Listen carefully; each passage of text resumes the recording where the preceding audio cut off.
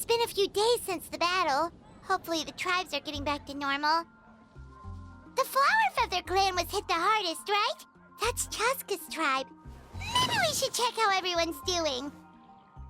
We might be able to help them out.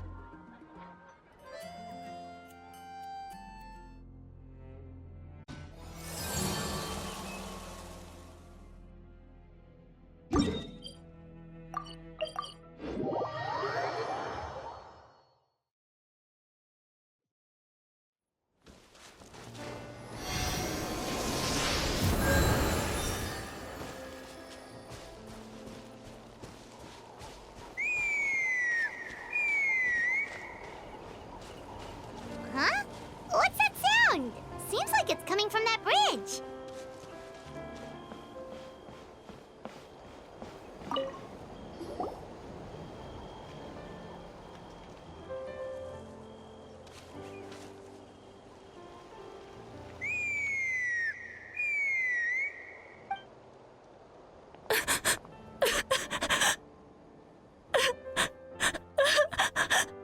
Oh no! Why is she crying? Should we go check on her? You know, just in case she's thinking of doing something stupid. I'd leave her be. The warriors of the Flower Feather clan are a proud bunch who never show their vulnerability in public, even if they've gone wingless. Oh, Chaska? Good to see you again, Traveler and Paimon. Before we carry on, let's get a little further away before Koyer notices us.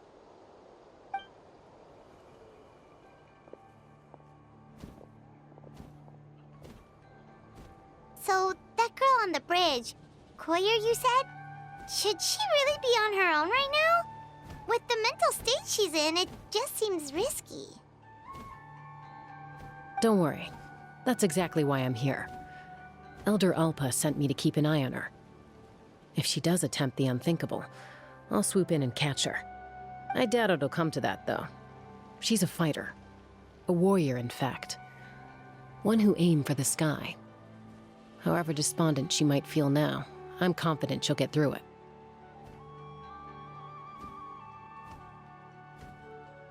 Well, in the Flower Feather clan, there's an elite flying squad made up of Kukasaur riders. But it's an extremely selective squad. To become a rider, you need to undergo a trial where you not only demonstrate mastery of the relevant skills, but also win the approval of the Kukasaurs.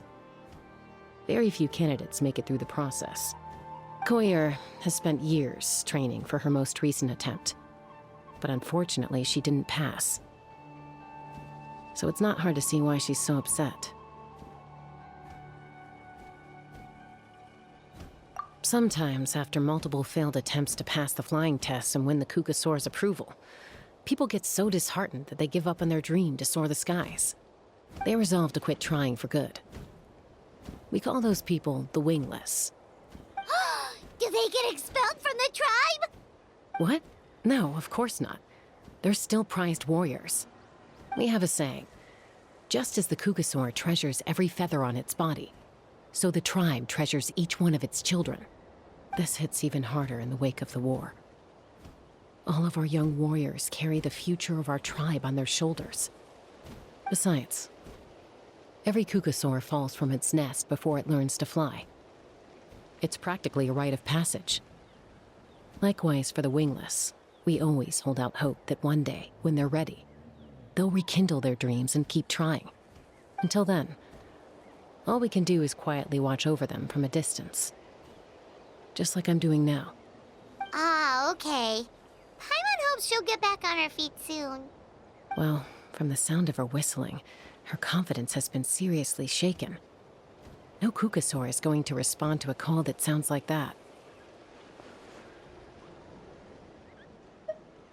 Yeah, people from my tribe call to their saurian companions by whistling or blowing a horn. So it sounds like Koyer was trying to summon a Kukasaur to practice her flying. But the Kukasaurs are an even prouder bunch than our warriors. They would never respond to a lackluster whistle like that. First she failed the trial, and now she's struggling to even summon a Kukasaur. That's only going to hurt her confidence further. And getting trapped in that vicious circle is the kind of thing that'll make people go wingless. Surely there must be something we can do to help. That's very kind of you. Koyer's flying skills are up to par, but mentally she's stuck in a rut. If she wants to return to the sky, she has to overcome that for herself. I'm going to lay low nearby, just in case she takes a turn for the worse. Let me give you a tour around the tribe once this is all over.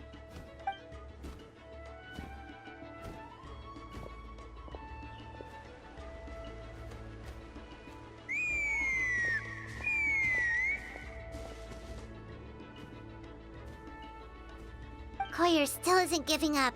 Even though Chaska said that she has to do this by herself, Paimon can't help feeling like maybe we can nudge her in the right direction. What if we could get a cuckoo to fly up to her? That might give her the confidence boost she needs.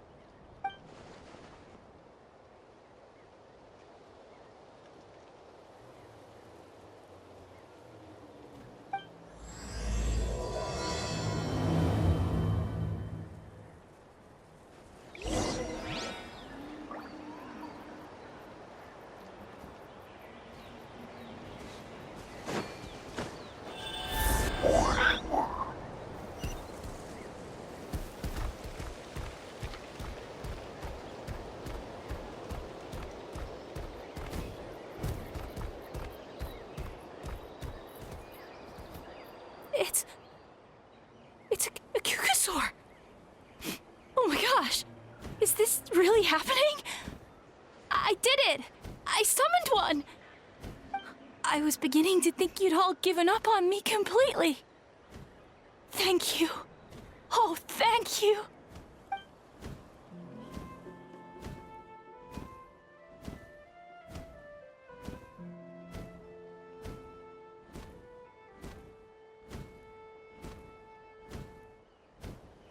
Excuse me?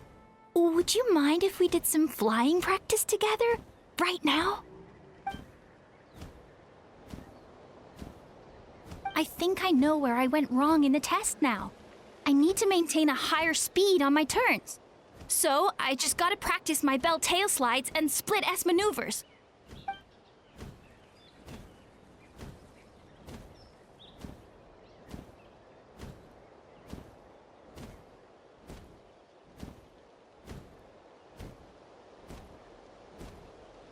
Also, I really want to try some stall turns and cobra maneuvers.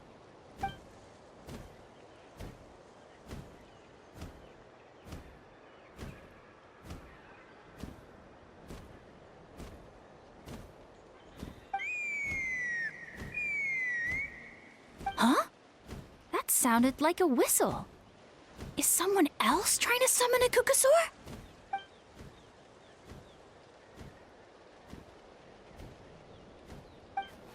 Hey! Wait! Wait!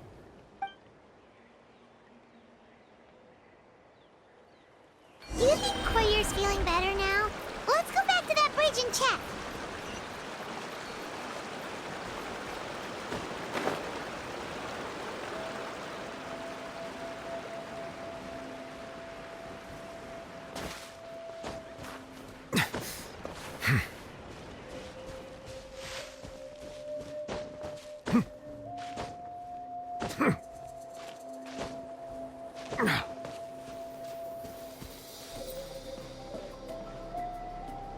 Chaska! I summoned a cuckoosaur! They do still respond to me after all! Although, unfortunately, someone else summoned it away again before I had a chance to go for a flight.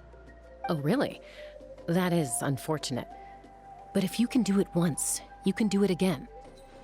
Keep at it, and you'll pass the trial eventually. You're right. You know, I almost thought about giving up, but I'm glad I didn't. Hey, Chaska, how's Koyer doing? Huh? Who are you? And how do you know my name?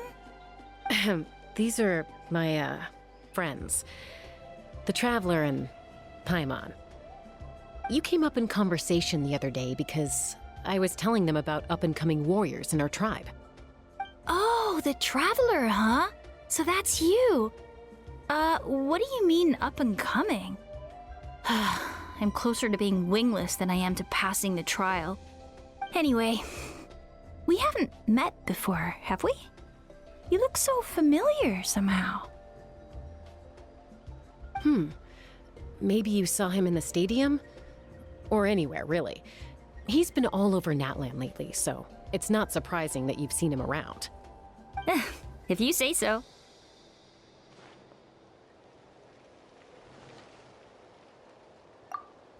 Koyer, Chaska.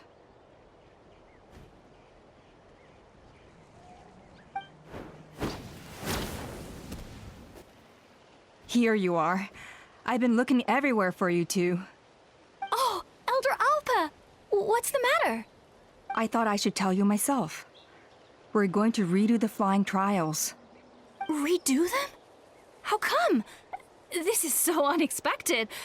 And I can't believe you came out here just to tell us that in person.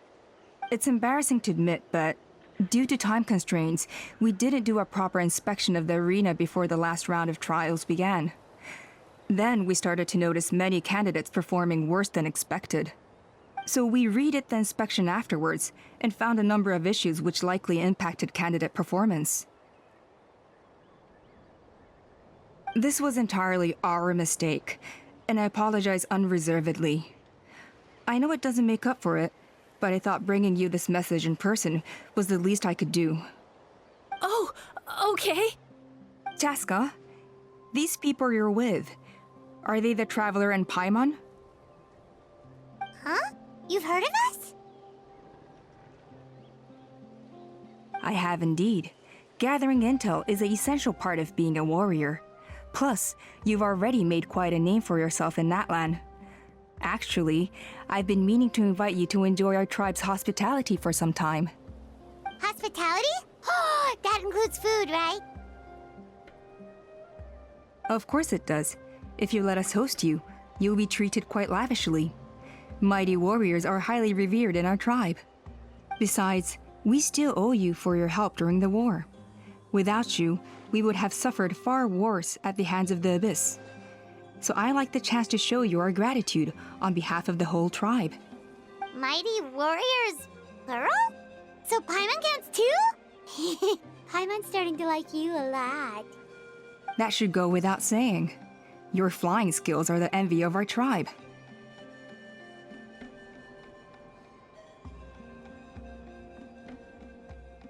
The Flower Feather clan seems like a really nice bunch of people. We definitely need to take her up on this offer.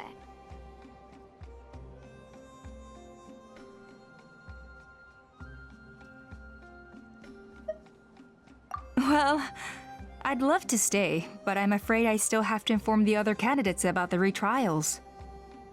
With our younger generation's future on the line, there's no time to lose. Wait, Elder Alpa! Let me help! The sooner everyone gets the news, the better! Very well. In that case, Chaska, could I leave you to entertain our guests? Sure thing. Okay. Let's meet by the Obsidian Totem Pole later. Koyer, let's get going. Okay.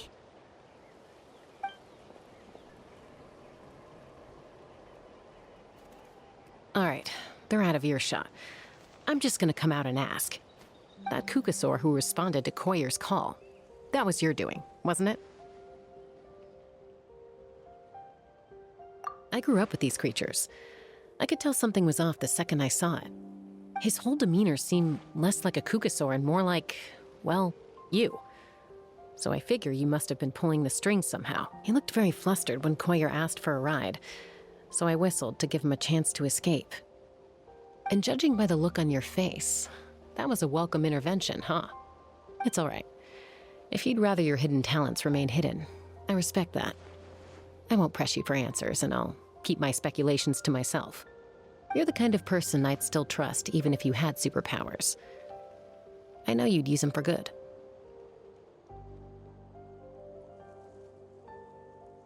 I think the ends justify the means in this case.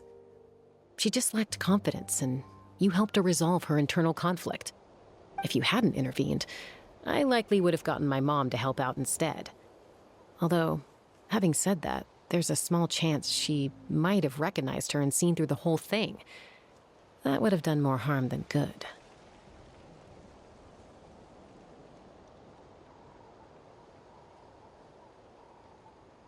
Yeah. Anyway, if you're free now, how about I give you that tour I promised?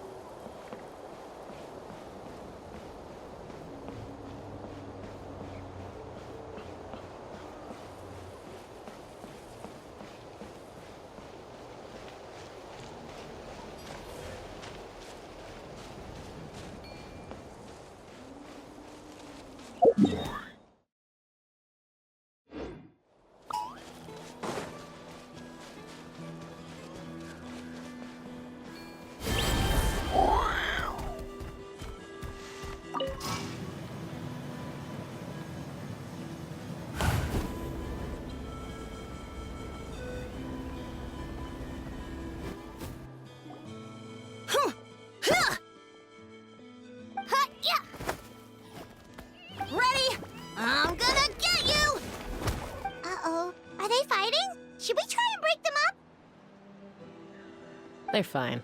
Just doing their daily combat training. Combat training? A little young for that, aren't they? Not to us. We're a tribe of warriors. In ancient times, we were the most elite troops in the nation, responsible for patrolling and defending all of Natlan. And even though times have changed, we've kept our martial spirit alive. Hey, is that Chaska?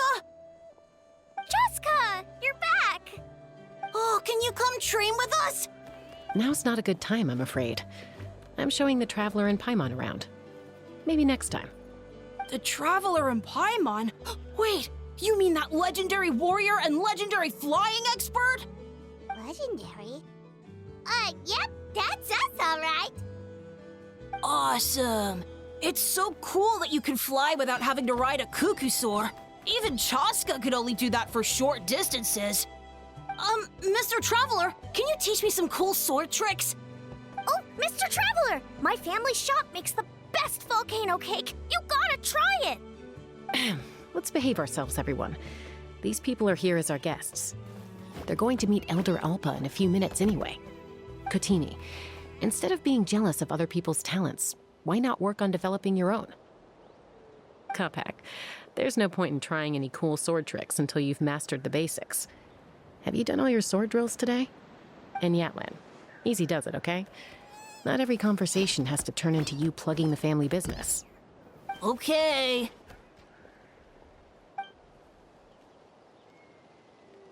Sorry about those kids. They just got overexcited when they heard your name. Hope it didn't bother you too much. This is a volcano cake that Yatlan forced into my hands. She said to think of it as an apology gift.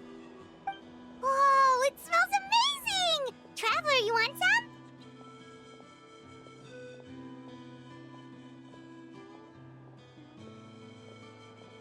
That's good. Yatlan will be thrilled. By the way, Chaska, those kids really adore you. You're way better with them than Paimon expected. Paimon figured you'd be more... aloof, maybe? Aloof, huh? Well, to be fair, there was a period when I was like that. Around the time when I first joined the tribe. But it's a terrible attitude to have as a peacemaker. It tends to turn situations that could have had a peaceful resolution into a stalemate that can only be resolved by force. Yep, exactly. As long as other options are available, I try to avoid that at all costs. Someone once told me that peace imposed by force will crumble in a matter of days. But peace achieved through genuine dialogue actually benefits both sides, even if sometimes the parties are only willing to negotiate because they're both armed to the teeth. That's true. Hey, Chaska! Uncle Cusco knows you're back, and he's coming to get you. Oh, thanks. Traveler, Paimon, got a dash. I'll meet you at the totem pole up ahead. You can't miss it. It sticks out like a sore thumb. Wait, are you running away? First rule of conflict resolution? Grab the fan and run before the you-know-what hits. Trust Chaska to make even running away sound cool. Sorry about this. Just stall him for me, okay? I'll explain everything later. If I can pull off this trick, it'll be so cool.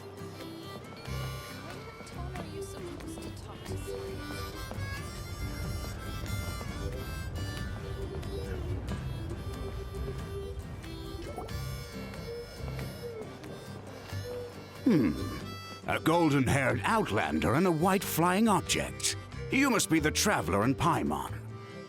I heard Chaska was with you, but I suppose she's run away again, has she? Sorry, who are you? Who am I? Only her father.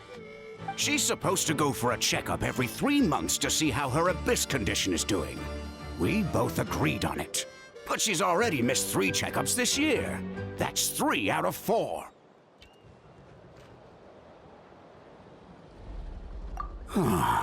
Yes.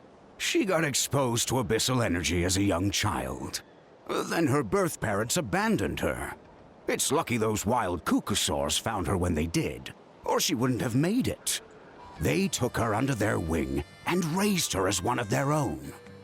Eventually, some riders out on patrol spotted her and brought her back to the tribe.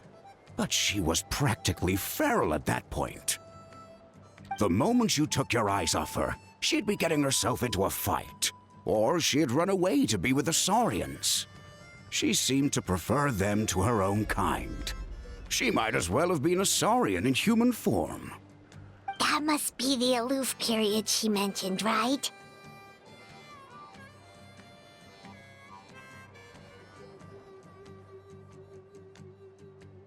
We later discovered that her exposure to the abyss had planted seeds of conflict in her heart. So, we started trying to bring it under control. But ultimately, she's the only one who can control it. Anyway, she's much more human these days. Yeah, don't worry about her. She seems pretty stable to Paimon. She's probably only avoiding the checkups because she thinks it'll stop you guys from worrying about her. Yes, I'm well aware of that. She knows she needs to be careful. If her condition ever took a turn for the worse, she wouldn't be brushing it aside like this. It's just, every checkup she's been to, they find new cuts and bruises. Nothing to do with the abyss, of course. Oh no, that's all fine. The problem with her is, she's her own worst enemy. She's been living dangerously again. I'm sure of it. That's why she's avoiding the checkups. She wants to hide it from us. Yeah, Paimon can see her doing that. Oh. In the past, she always had Koichi to keep an eye on her. Now Koichi's gone, and I don't want to lose another daughter. Chaska's been increasingly reckless since Koichi passed. It's like she's trying to make up for it somehow. Next time you see her, please tell her to be careful for me. Even if she doesn't want to hear it. If she doesn't want to do these checkups anymore, that's fine. I just want her to stop putting herself in harm's way.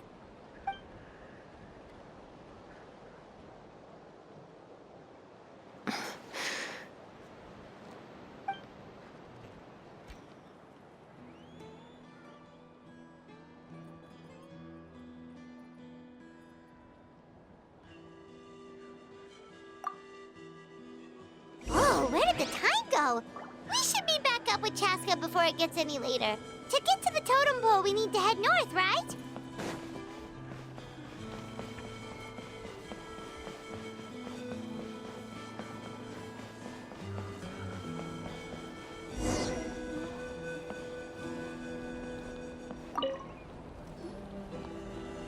Hey, Chaska! Hey, Alba!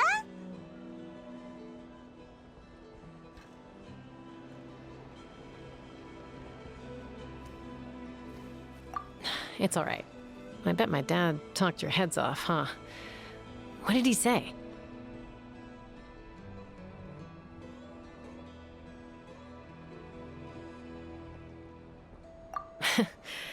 I was sometimes a little impulsive back then. That's putting it mildly. The memories. It feels like it was only yesterday when we brought you back and had Cusco and his family take you in. Back then, no one imagined this feral child would grow up to be the strongest warrior of the Flower Feather clan. Huh? You were the one that brought Chaska back to the tribe? That's right. Elder Alpa was already a veteran rider by then. She spotted me while patrolling from the skies and tracked down my Kukasaur mom. Mom agreed it was time I tried to re-enter human society. But I didn't know the first thing about being civilized. I clashed with everyone who had to deal with me. And look at you now. Renowned throughout the land as a peacemaker. How time flies. When the day comes that I can't fly anymore, it will be up to you to look after our tribe and our flying squad. You know me, though. I'm not a natural commander. I'm better off as a lone wolf on the front line. So stick it out at least a few more years, okay? Give Koyer and the others time to come into their own. Oh, stop. Wait, so isn't the leader just the strongest warrior in the tribe? At least Paimon figured that's how your tribe would work. Strength is certainly a core tenet in the Flower Feather clan. But strength means far more than martial prowess alone. If it all came down to individual strength, I'd struggle to call myself a warrior, let alone a member of the flying squad. Any fighter in the tribe could take me down.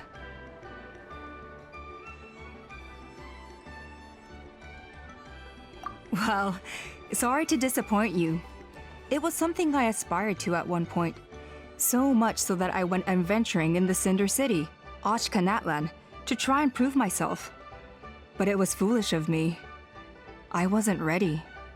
I came back empty-handed and seriously injured. The fact that I survived was something, I suppose. But after that, I never seriously considered myself a strong fighter. And yet, you still managed to become the leader of the flying squad, thanks to your experience and determination. All while battling those old injuries. Don't you think that's a display of strength in its own right? Let's shelve this discussion for now. Traveler, Paimon, there are some simple refreshments on the table. Please help yourselves. Yes! Paimon was waiting for that part! They were for the snack stomach. The refreshment stomach still has plenty of space.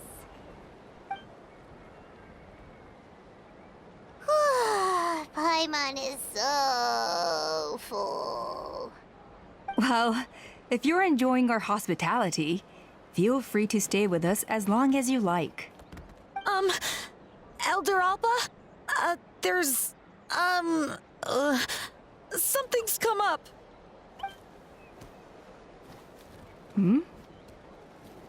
What happened? Is it serious? Shall I deal with it? It's... Some merchants showed up, not from our tribe. They said they're here to discuss some potential collaboration with us. Why now? This is terrible timing. There are a few wingless that we haven't managed to reach yet, and we still haven't inspected the retrial arena. Let me handle the other errands while you meet with the merchants. You shouldn't be trying to do everything at your age. You should help too. Seems only fair after all that food we ate.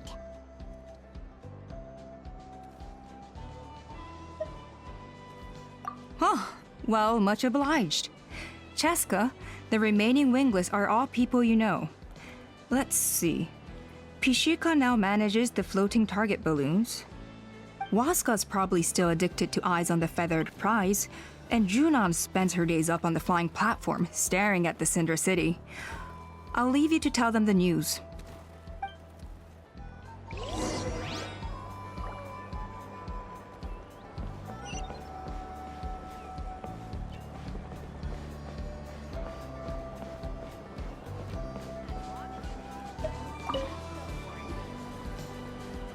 Are you sure you don't want to reconsider, Pashika? I appreciate it, boss. But honestly, I'm pretty happy with my life nowadays. Pashika, they're redoing the flying trials. Huh? Mutoda? Ah, did Alpa send you? I was just telling Pashika the news, actually. The way things are with the tribe these days? I mean, you don't need me to tell you. This here is no future for a seasoned warrior like you.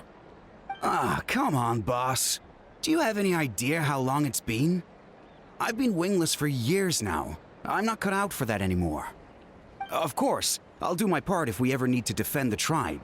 But there's really no point in me trying out for the flying squad now. I've already made my peace with it. Not everyone has what it takes to return to the sky after going wingless. Elda Alpa's perseverance is something else. And it's okay if I'm not destined for greatness. I might not have the Kukasaur's approval, but with my hot air balloons, I can still reach the skies. Handling these balloons every day, seeing how the customers react, the looks on their faces, that's enough for me. Finding something you love doing can be just as hard as passing the flying trial. It's worth holding on to. Fair enough. It's your choice. I won't force you. Oh, by the way, you should try taking a balloon ride if you've got the time. Once you've been up there for yourself, you'll see why I love it so much. No problem. If you ever want to give it a try, you know where to find me.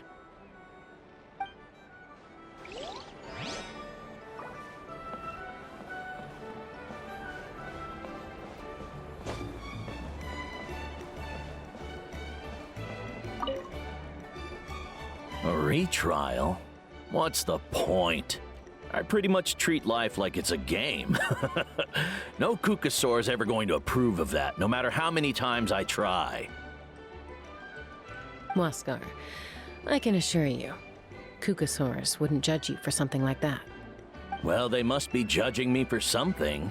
Maybe I lack fighting spirit, or just don't have the talent. Not everyone's a natural like you. Don't waste your time on me. You'll have better luck with the ones who still have their heads in the clouds. In the meantime, I think I'm going to treat myself to a few more games of Eyes on the Feathered Prize.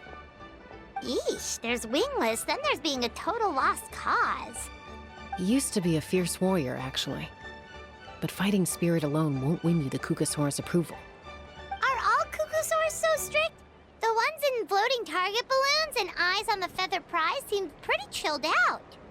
It's one thing to hang out and have fun, but quite another to take to the skies with a human life on your back. Giving a ride to someone who's unqualified endangers not only the rider, but also the Kukasaur themselves. If the rider makes a mistake, they both suffer the consequences. So we have a mutual understanding with the Kukasaurs. If someone isn't up to standard, we have to reject them. Even if it means breaking their hearts.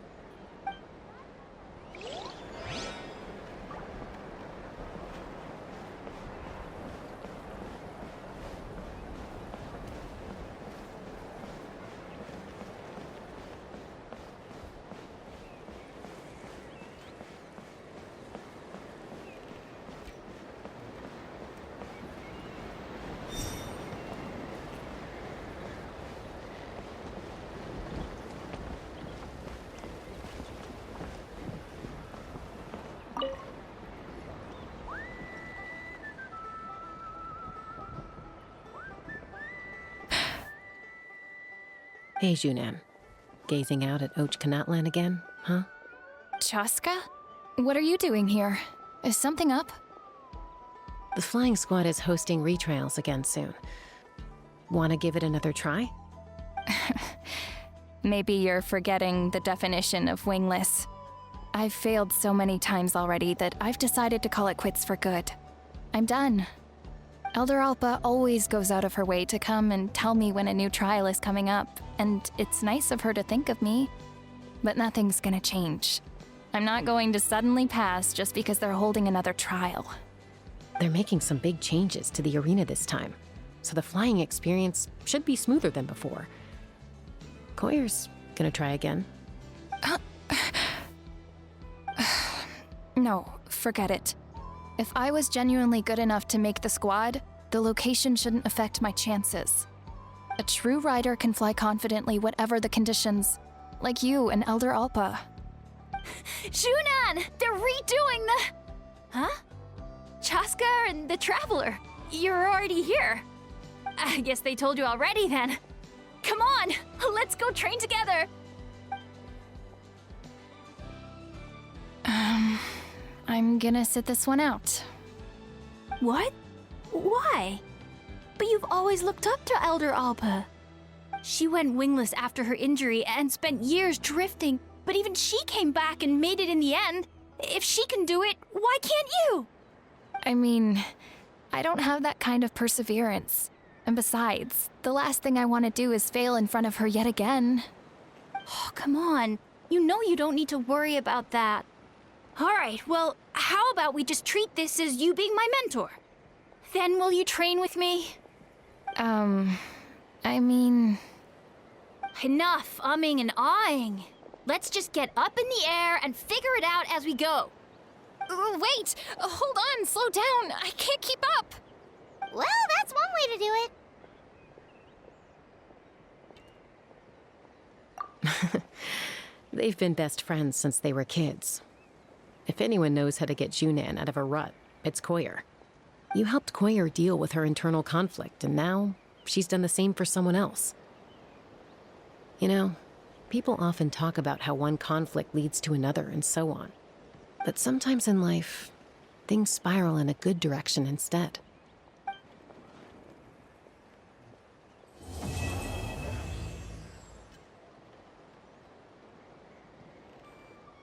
We've fight all the wingless on the list now, right?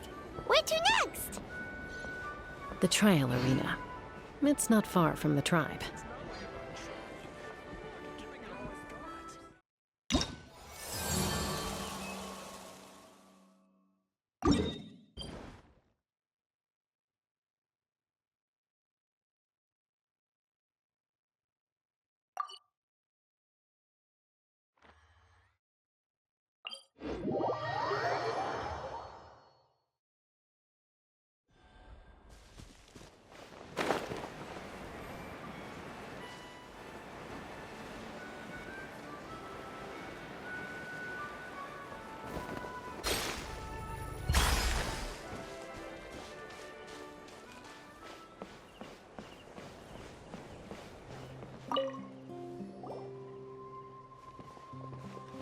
Oh, hey there, Chaska.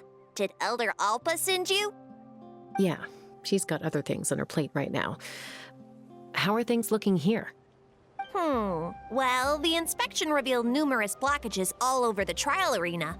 It looks like they're the result of ley line disorders caused by repeat abyss invasions. Theoretically, we just need to clear those obstacles, and the arena will fill up with gaseous phlogiston again. But that's proving difficult to achieve in practice, for all sorts of reasons. Why don't you head on down and check things out for yourself? Feel free to ask the staff for more details.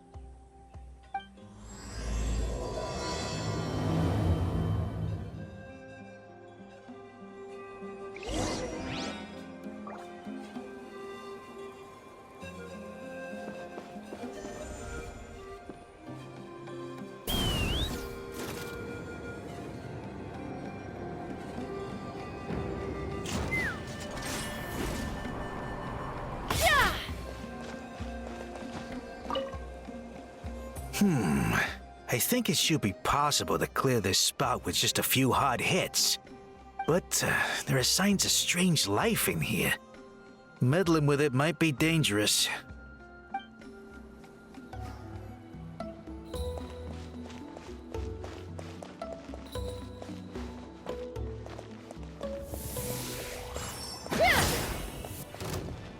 Hey! Monsters! Silence!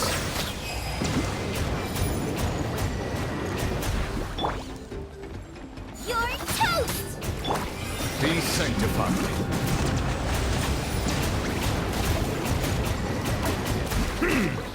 Bow your head. Justice is blindsided. I thought I was done for. Oh, this spout should be good now. Thank you very much.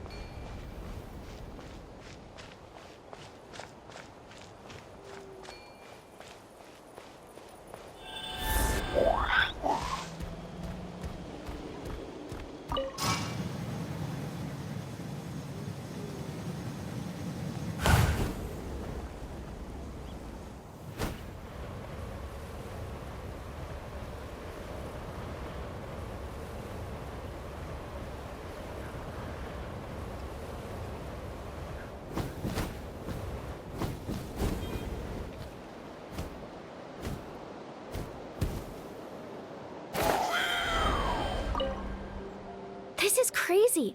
I put all of my strength into it, but it just won't break. Maybe Inkanak was right after all. If a stable structure is formed inside the solid phlogiston, I'll need to hit all the weak spots at the same time to break it. But how am I supposed to do that?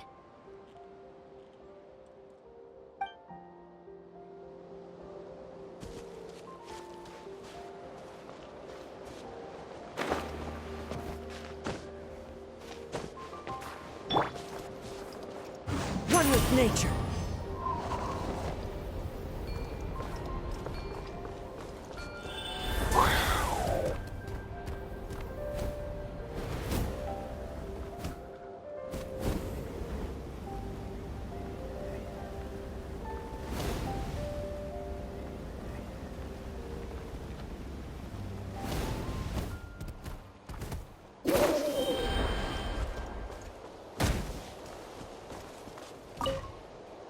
How strange.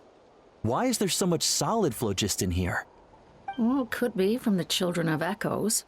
Maybe it got swept up here due to the ley line disturbances? And I did see those strange markings on the cliff. I can't think of a way to resolve this. Short of going all the way to the Children of Echoes to borrow a Tapetlisaur.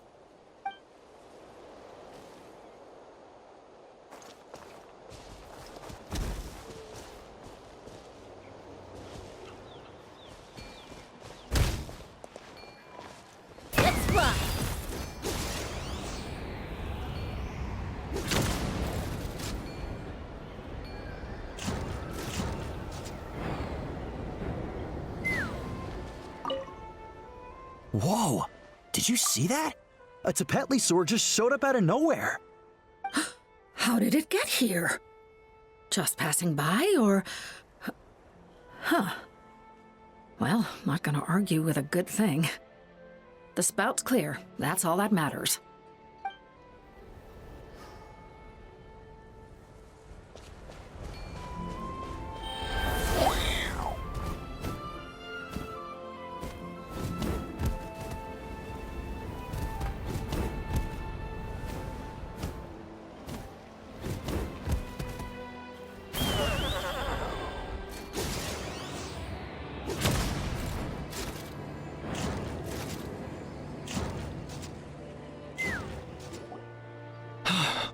Oh, are you here to help? Thank goodness. There's no way I could do all this by myself. So the blockage here has to be cleared using a special bomb, but carrying explosives up that steep slope would be a recipe for disaster. If I dropped it or slipped and fell, I'd be blown to bits in an instant. So, my plan was to transport the bomb to the other side, then send it over in a hot air balloon. All I need now is for someone else to strike the balloon at the right moment, dropping the payload right on top of the spout, and problem solved. What do you think? Simple enough, right?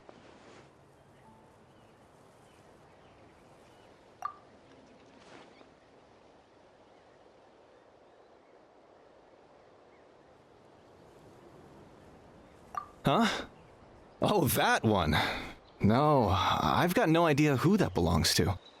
Or how they got it up so high.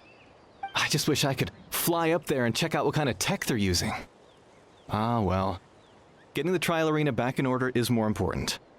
I'll head over and set up now. Let me know when you're ready.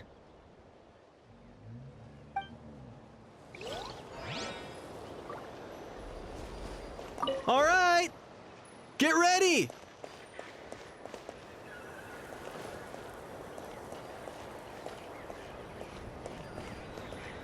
All right! Get ready!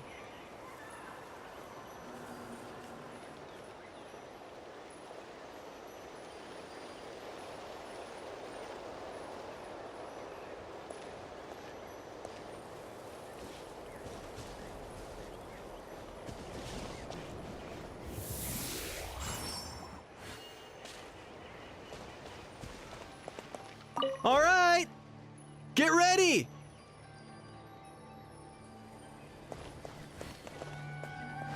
Take me up!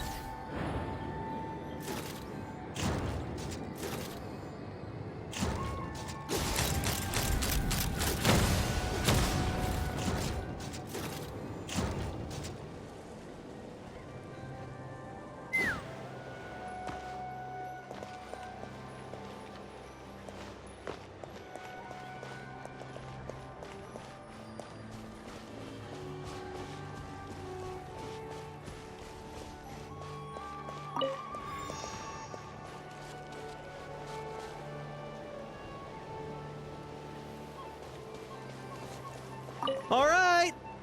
Get ready!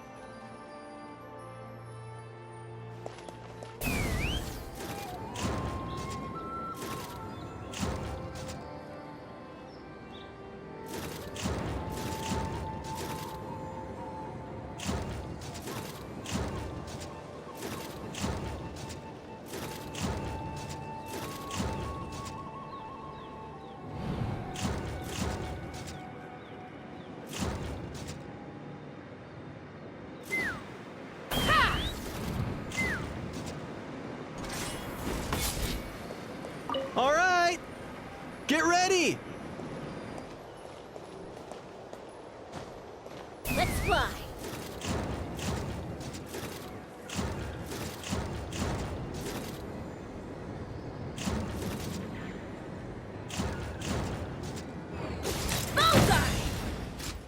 The gaseous phlogiston is being replenished. Looks like all the spouts have been unblocked. Let's head back up.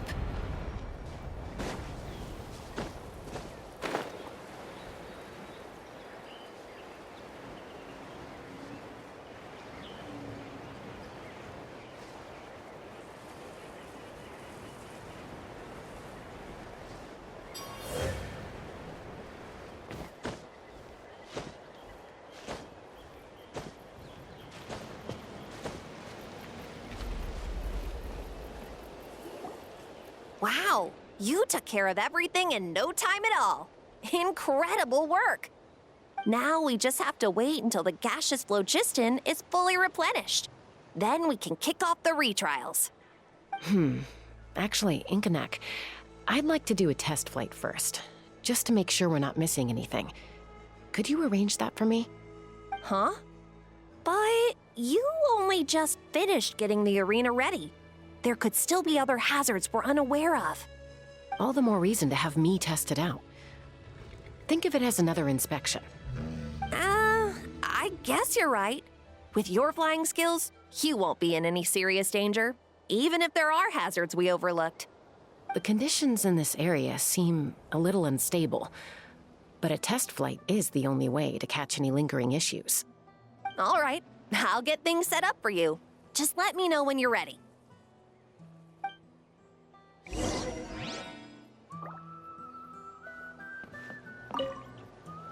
Are you ready? This should be a piece of cake for Chaska, but still, try to be careful. All right, then spread your wings and fly.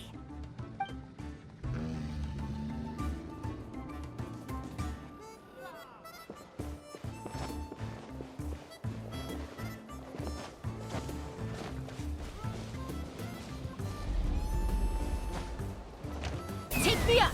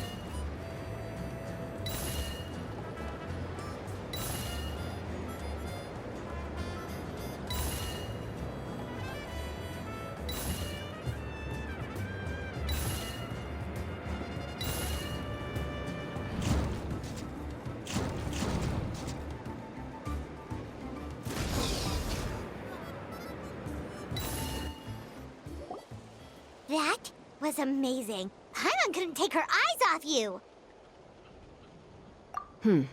No, nothing major. Give it a few days, and we should be able to conduct the trials. Help! Help me! You're from the Flower Feather clan, right? Please, come quick, you've got to help us! Catch your breath first. What's the situation? We got attacked by a Kukasaur. My friends are still stranded in the middle of the road with the goods we were transporting. Please, I'm begging you, save them! Huh? Are Kukusaurs really that aggressive? Do they usually attack groups of people unprovoked?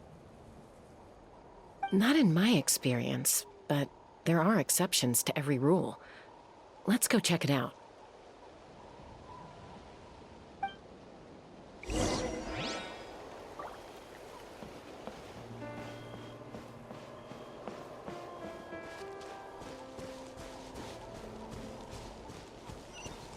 Ouch!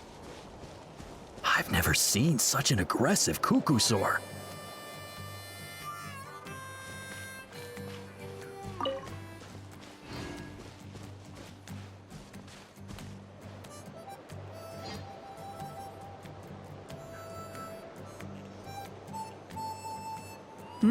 Tasca? Traveler? This is a surprise. Elder Alba? Huh. So, where's this aggressive cuckoosaur we've heard about? Already flew away. Looks like it backed off once it realized that reinforcements were coming. So why do you think it attacked these people in the first place? Was it after the food? No. These merchants are even transporting food. Ah! Thank goodness! The phlogiston wings are intact! Phlogiston wings. Thank you so much for coming to our rescue. These phlogiston wings are our most prized goods. If anything happened to them, it would ruin us. Wait a minute. Are you the merchants that were looking to collaborate with us? Wormy told me about you. Yeah, that's us. So I take it you're Elder Ulpa? I am. You must be exhausted from your journey, not to mention shaking up from the attack. Let me bring you back to our tribe to rest. We can talk business after you've recovered. But Elder Alba, what about the cuckoosaur attack? Well, our guests here weren't seriously injured, and their goods are intact. Perhaps that cuckoosaur was just having a bad day. There are so many of them around here. You'd expect something like this every once in a while. I don't think we need to pursue it any further. More importantly, how are the preparations for the flying trials going? Is everything in order over at the arena? Huh? Did you say flying trials? What a coincidence! Sounds like a perfect use case for our phlogiston wings. You'll be pleasantly surprised by what they can do. Oh, really? Now I'm intrigued. Well then, let's forget all about this cuckoosaur attack for now. We have some serious business to discuss.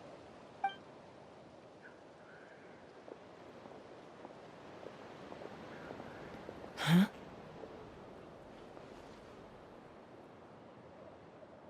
So that's it? That all went smoother than expected. Well, guess we'd better get going. Huh? Chaska?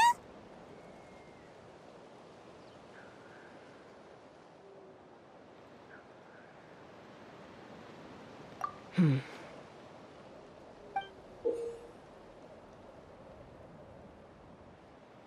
blood-stained feather.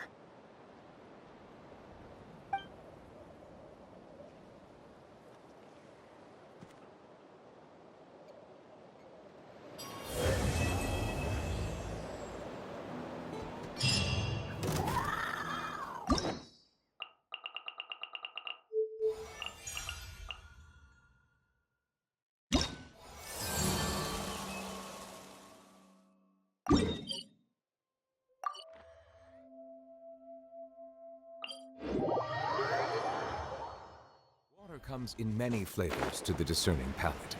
Mondstadt's water is crisp and pure, while water from Liyue has an enduring aftertaste. In Inazuma, the water possesses a depth of flavor unlike any other.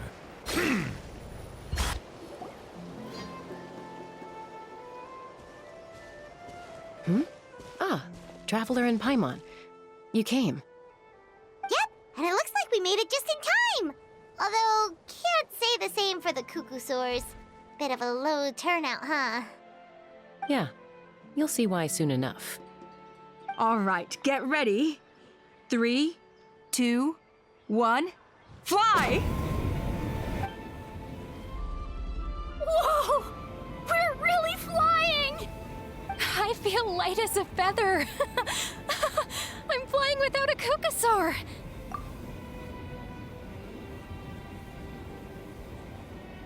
These phlogiston wings are awesome! What's going on? Paimon can barely believe her eyes. How did they fly all on their own?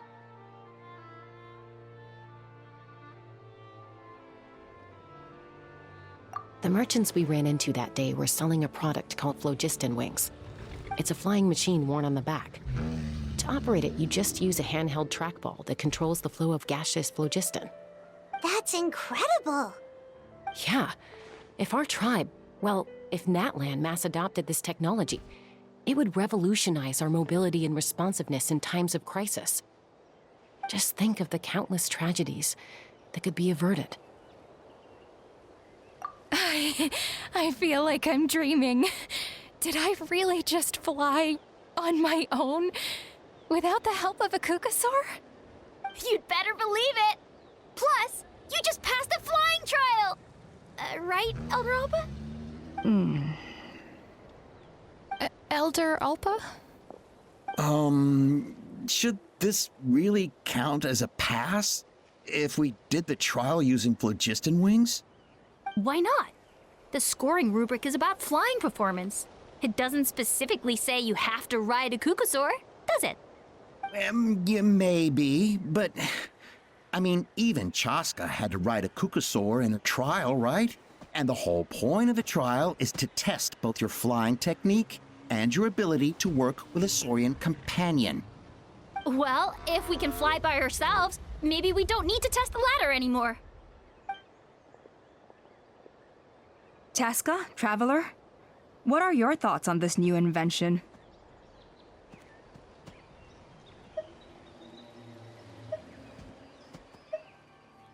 Right? That's what I think too. I agree that they have strategic value, but I don't think it makes any sense to evaluate candidates by the current testing standards if they're using phlogiston wings. Why? Shunan finally mustered the courage to go through with this, and now you're saying it doesn't count? We don't have any experience using these wings in battle, nor is it immediately obvious how to incorporate them into the existing systems in our tribe. Taking a longer-term perspective, I think we need to start by getting thoroughly acquainted with how these things work. Then we can develop a new trial format with new assessment criteria, tailored to candidates using the phlogiston wings. You all raise valid points. But Chaska, while your proposal sounds perfectly reasonable, it would probably take years to put it into practice. We lost so many people in that war. These phlogiston wings could be exactly what we need to strengthen our forces and boost morale in this trying time. And as for real-world battle experience, there will be plenty of opportunities to gain that. I have high hopes for you, Junon. Huh? Hey, stop staring into space! Say thank you! Oh, thank you. Thank you, Elder Alpa. You have nothing to thank me for. Remember, the way you got your wings back was by relying on yourself. Oh, Elder Alpa! Bad news! Kukasaurs are attacking the merchants again! Again? Okay, everyone, stay put while I... Huh? Chaska?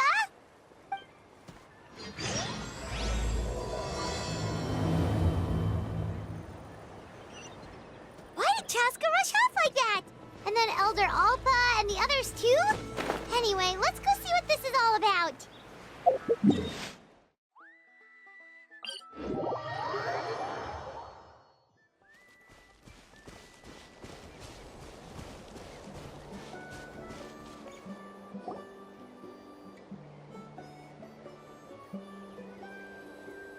Oh, it's back! It found us again! Run! Get out of here!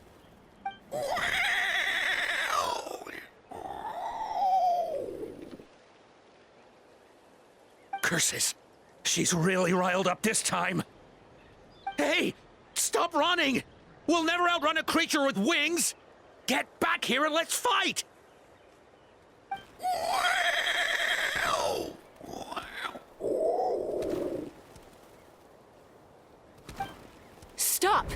of you! Chaska! Oh, wonderful! Quick, get rid of that thing!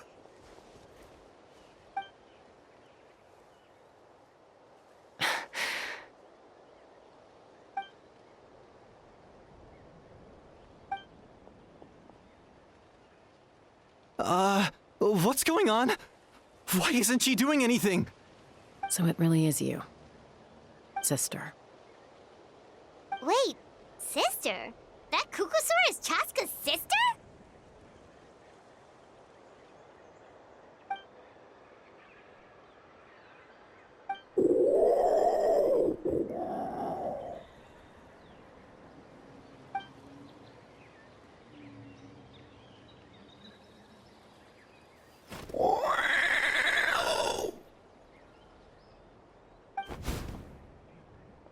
Koya, wait! Is Chaska gonna be okay? Should we go check on her?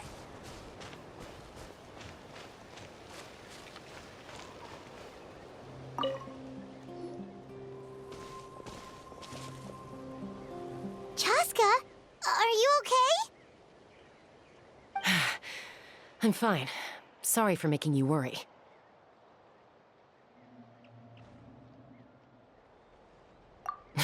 No point. She's an expert at hiding her tracks. Once she's shaken you off, you'll never catch up to her. At least, I always used to lose to her at hide-and-seek when we were kids.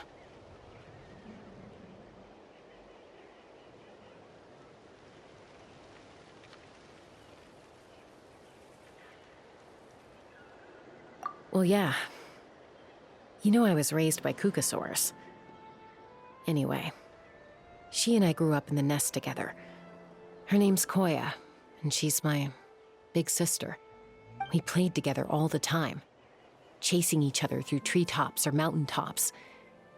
It felt like it would go on that way forever. Until the day I was sent back to live with the humans. Not all Kukusaurs are friendly towards people. Koya, for instance, she's fine with me because we grew up around each other, but she's not fond of other humans. When Mom decided to send me away, Koya strongly protested, and after I left, she became more and more reluctant to interact with humans. Maybe she thinks that humans stole you away from her. It's a possibility, but in any case, we still stayed best friends at first. I had a hard time adjusting to life in the tribe, so whenever something went wrong, I'd run off into the wild and vent to Koya. Ah, so that's what Uncle Cusco was talking about. He said you seemed to prefer hanging out with Saurians to your own kind back then. Yeah, I did. But then, gradually, everything changed. With a new mom and dad, a new tribe, and Koichi, I started getting curious about these humans, and made an effort to understand their behavior. The more time I spent with them, the less I spent with Koya. And then, one day, it was Koya's turn to leave the nest. She sought me out and asked if I was willing to leave the tribe and go live in the wilderness with her. As far as I can remember, that was the first time she ever approached a human settlement on purpose. So, how did you answer her? Well, I wouldn't be standing here talking to you if I'd said yes. No, I was torn. On the one hand, I'd already made up my mind to embrace my new family and accept my human identity. But I also knew that Koya wasn't a fan of humans, and I didn't want to disappoint her. She took my hesitation as an answer. She saw it as a personal betrayal, threw a huge fit, and then flew off. We hadn't seen each other since, well, until today. Not for a lack of trying, though. I tried asking Mom where Koya's new nest was so I could talk things out with her. But Koya had already asked Mom not to tell me where she'd moved to. It must be hard for Mom, being stuck between her two daughters. So I didn't press the issue. And I didn't go looking for her. If things carry on like this, I need to make sure I find her before anyone else. Even if she doesn't want to see me. For now, let's bring the wounded back to the tribe. and see what Mutota and Elder Alba have in mind.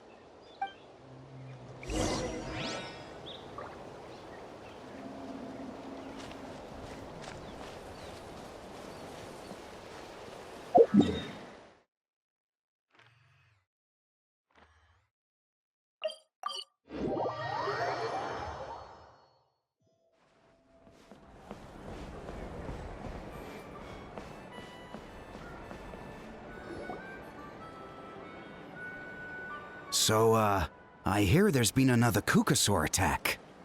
Ha! I knew it! They're wild animals, and they can't be trusted.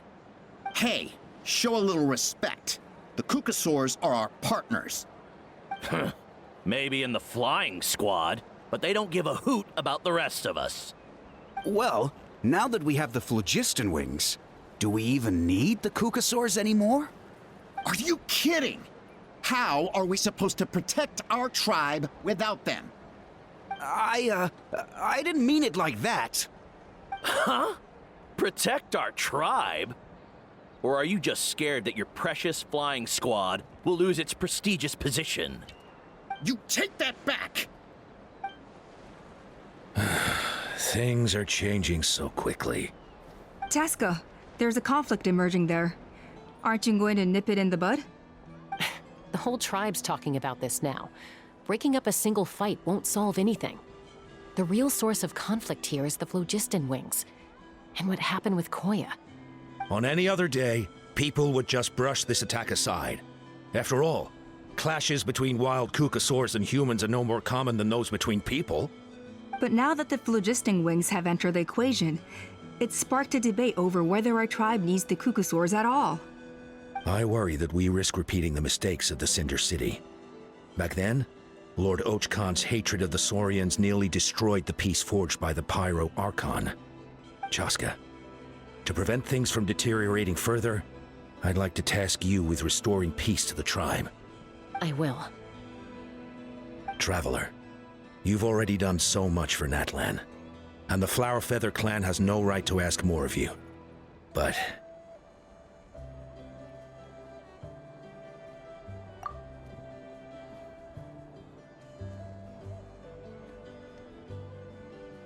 thank you. And don't forget about Paimon. Just leave this to us. This whole situation has unfolded so quickly that it's put us on a back foot. To tell the truth, it makes me a little suspicious. You think someone might have orchestrated all this? It's possible. Leave it with me. I'll look into it. Also, Chaska, could you try to keep a low profile while you're out there digging around? We don't want to give our hand away. I'll do my best. Okay, so where should we start? This all began with Koya's attacks.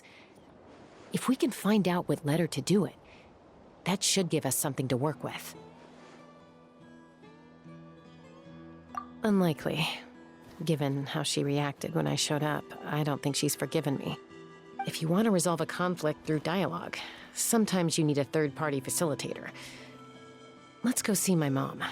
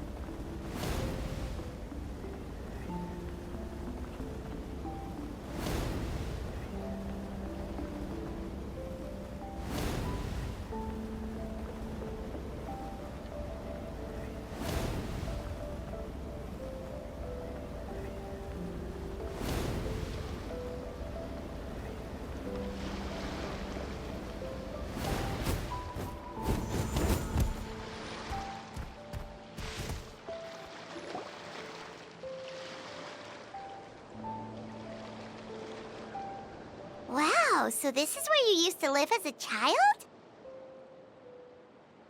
Mm-hmm. When I was little, we used to do this thing where I'd jump from the top of this tree, and Koya would fly over from the platform and catch me in midair. Or sometimes we'd both fly from the treetop together, and then after some aerial maneuvering, she'd throw me up onto that platform. After we got a bit older, we went to the nearby shores looking for even greater heights. Ah! Stop! You're gonna give Paimon a heart attack! Oh, really? I just thought it made a fun story. Then I'll share more with you when there's time. Anyway, back to the matter at hand.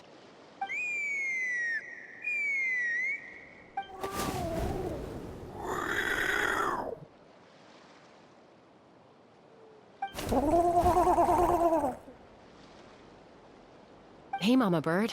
I'm back. My last visit was only a week ago, wasn't it? See? I visit you more than I visit Papa Cusco. I brought a couple of friends with me. These are the Traveler and Paimon. Traveler, Paimon, this is my mom. Her name is Chimpu. In the human tongue, anyway.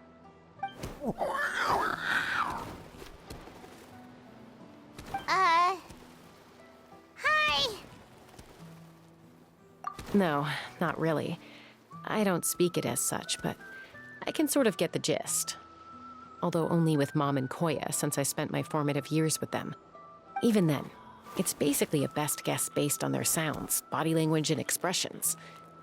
Seems to work about 9 times out of 10, anyway. As for whether Mom understands me, I can't always tell. But somehow we still manage to communicate. Call it the family bond, I guess.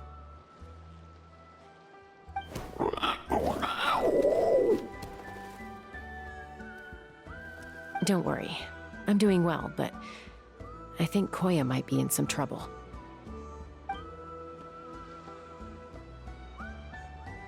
I know she's never been a fan of humans, but she's never deliberately attacked them before either. What's behind this sudden change? Does, Auntie Chimpu know anything? Doesn't look like it. Koya hasn't visited her in a long time.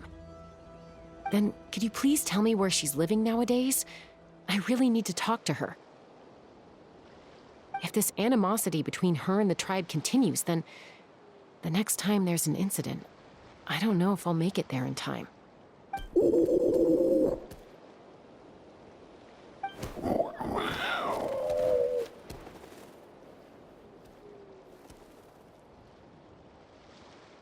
She said she'll take us there. Thank you, Mom.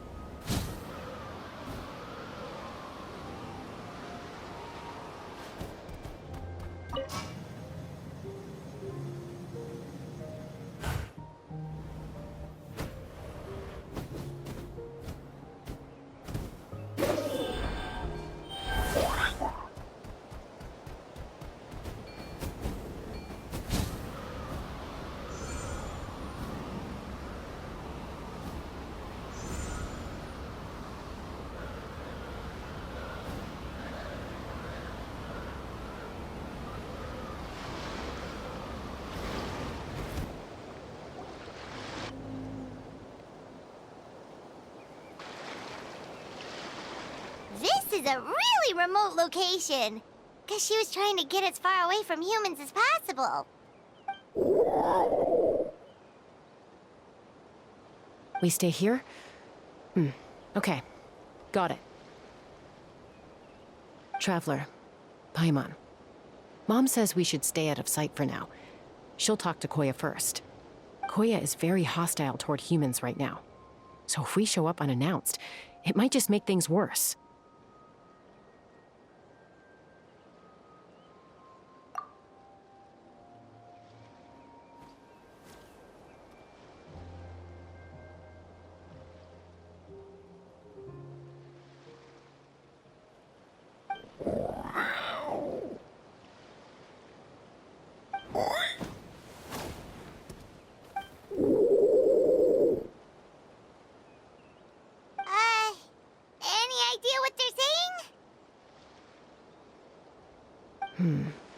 Sounds like things are more complicated than I imagined.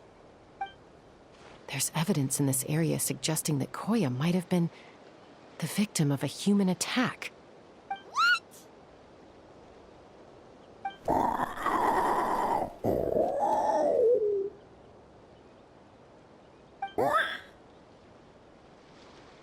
No! It's Chime, Koya's child. The attackers kidnapped her. They came over the sea, under the cover of night, and they took Chime. What the heck? Who would do such a thing? I searched day and night, and finally found them.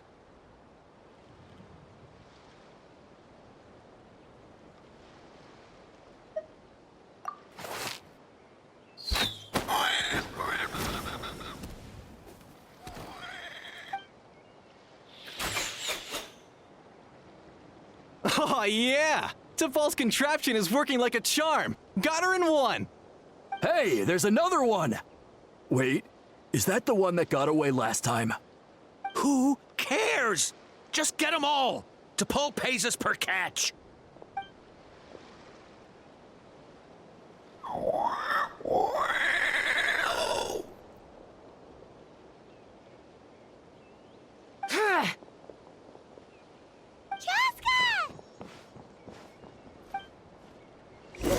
Chaska?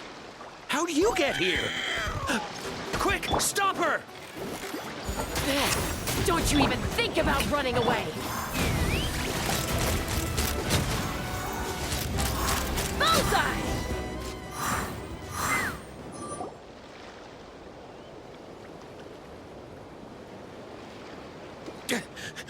Don't come any closer, or I'll... Go, Phlogiston Wings! Take me out of here! Ah! Uh-oh, looks like it malfunctioned. This is bad. Mom and Koya are already injured. And if that thing explodes right next to them... Help!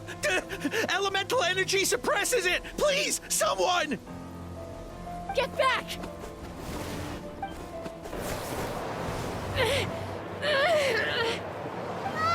It's still going, and it's getting worse. Guess we need a more permanent solution. All right then.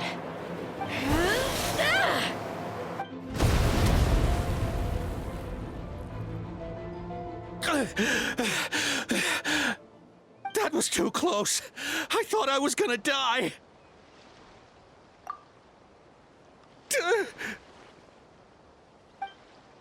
Answer us honestly.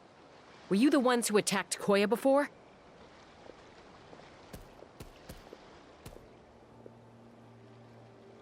I am... No, it was...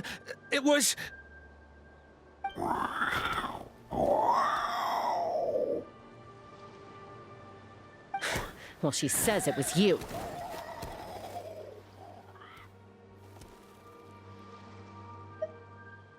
Just tell me, who sent you here? It was T'Pol. He told us to catch all the wild Kukasaurs we can find. And he also said that this Kukasaur has become a thorn in his side, so it needs dealing with urgently. T'Pol? Huh. Sounds familiar. But where from? Well, he tends to send his orders in writing. He pretty much never communicates with us in person. When he does, he wears a mask to hide his face. And whenever we trade Kukasaurs for Phlogiston Wings, we deal with his henchmen. So you didn't even make those wings? All we did was slap some labels on them and transport them over here, to make them look like they're imported. To make it harder to trace their origins.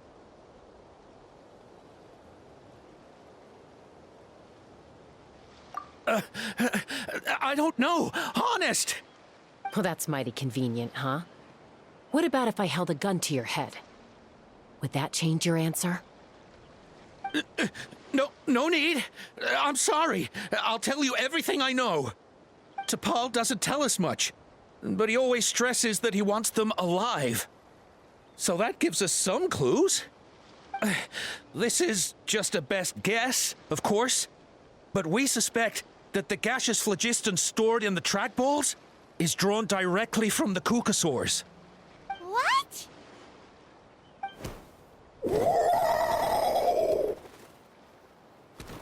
Easy now.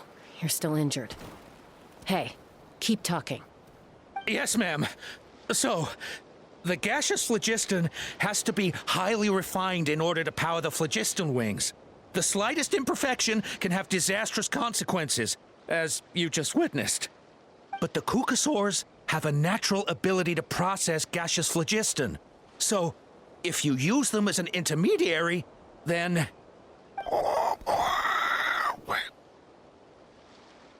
That's enough. So the Kukasaurs you took, where are they now? T'Pol should have them. But no one knows where he's based, apart from him and his henchmen. We've tried looking for it ourselves, even followed them a few times. But we always end up losing track of them. Random thought. Maybe they're hiding up in the sky?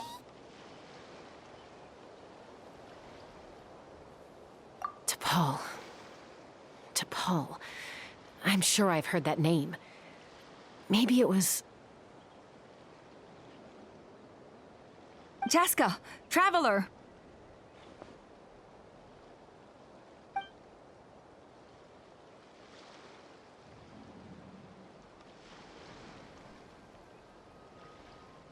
That voice!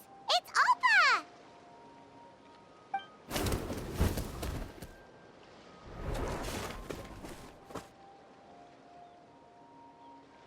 Elder Alba? What brings you all the way out here? Well, I was patrolling nearby when I heard the sound of an explosion. What's going on?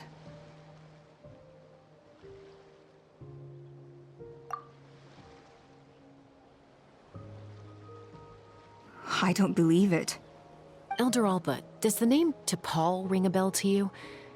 I feel like I've seen it written down before. Maybe in a list of candidates for the flying trials? Huh? So he's a member of your tribe then? No. If he was a member of the Flower Feather clan, I'd definitely know him.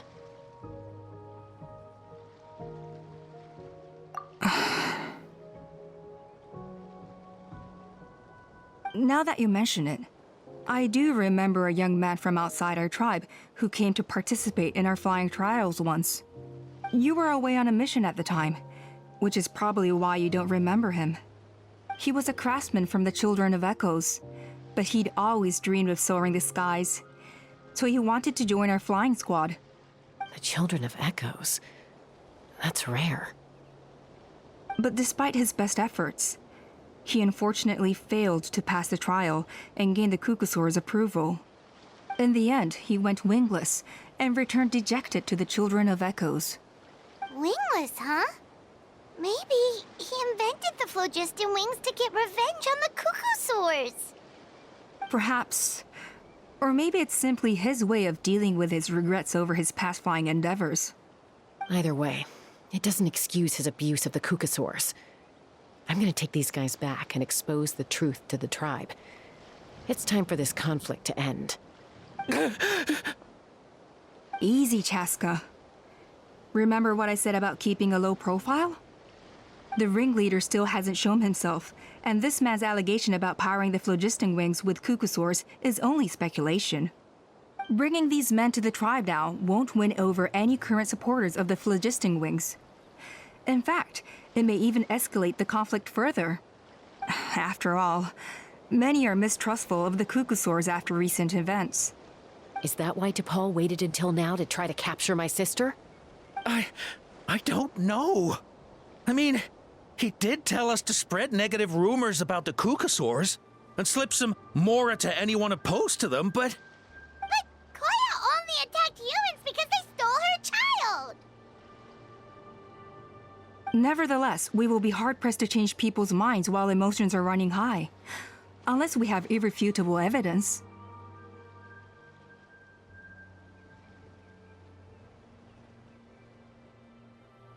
Bravo! My thoughts exactly. In the meantime, Leave these men with me. I'll escort them back to the tribe. I'll take the other members of their crew into custody, too. They won't get another chance to stir up trouble. Fair enough. I guess finding T'Pol is going to be the key to resolving this conflict. Let's hope the Children of Echoes have some info on him.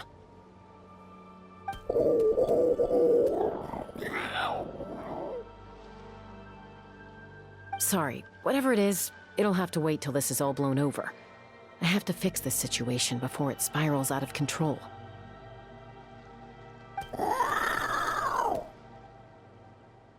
Mom, sis, rest up and get well soon. I gotta fly.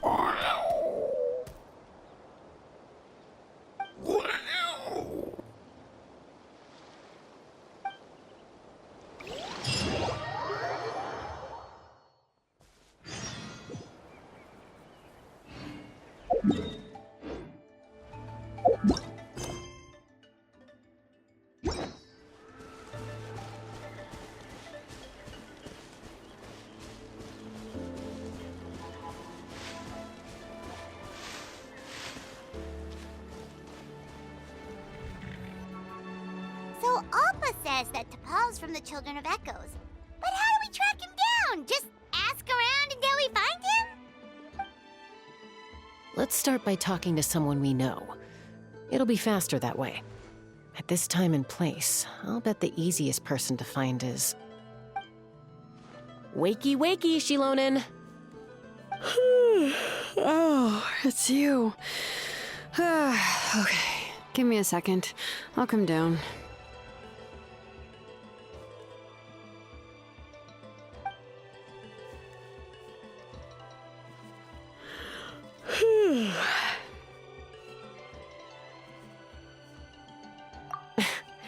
I climb trees to fly further and see farther. I don't usually stop for a nap. Well, we're not all like you. Always full of energy, even after flying around all day. Yeah. So, you've come all this way and interrupted my precious nap time. Might I inquire as to, why? I'm sorry, Shilonen, but it couldn't wait. Does the name T'Pol mean anything to you? He's a craftsman, apparently. Huh. T'Pol. Yeah, that rings a bell. I think that's Puma's child. Nope, I'm afraid you're a few years too late. Why are you looking for him?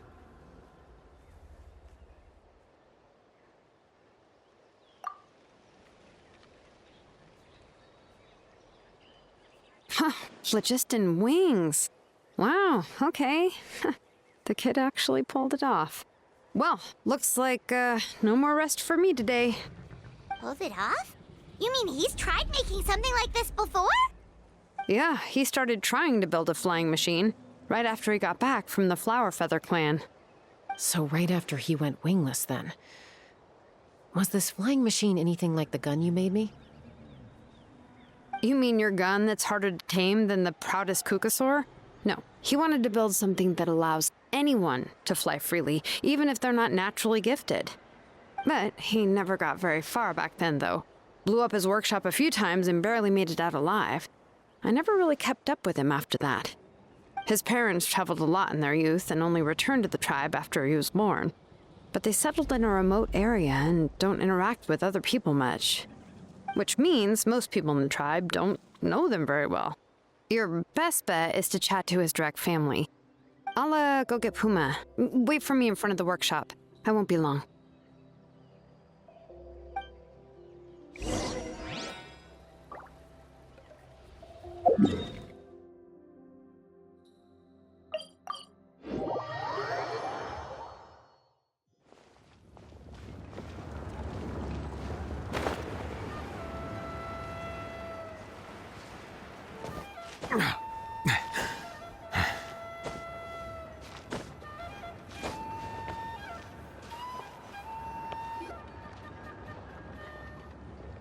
I'm back.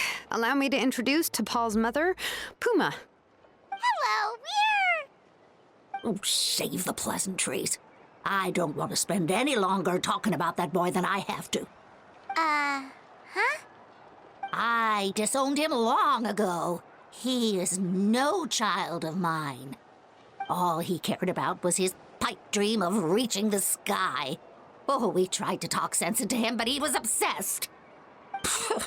And then when he left us, he spouted some nonsense about building a workshop in the sky to avoid the constant criticism of us ground dwellers. He left his notebook behind. Whatever questions you have, you can look for them in there. I am done talking about him. He's no son of mine. He never called me Mom anyhow.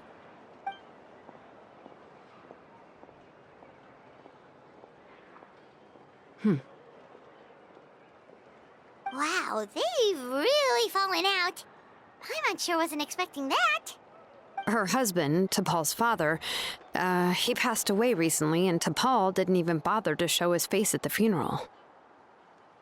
If you ask me, that was probably the final straw for Puma. I'll go keep her company. If there's anything else you need, just come and find me. Thank you. Okay, so this notebook is the only lead we've got now, right? What's in there?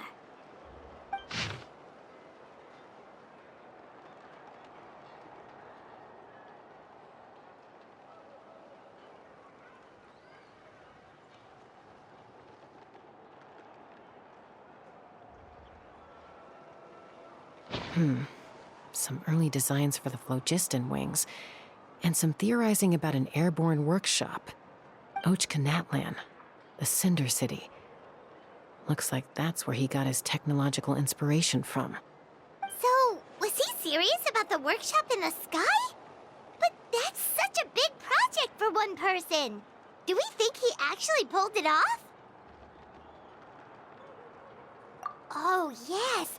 The one from the trial arena that was super high up! That balloon has been there for a while, and everyone's been wondering how it got up there, but what if that's the wrong question?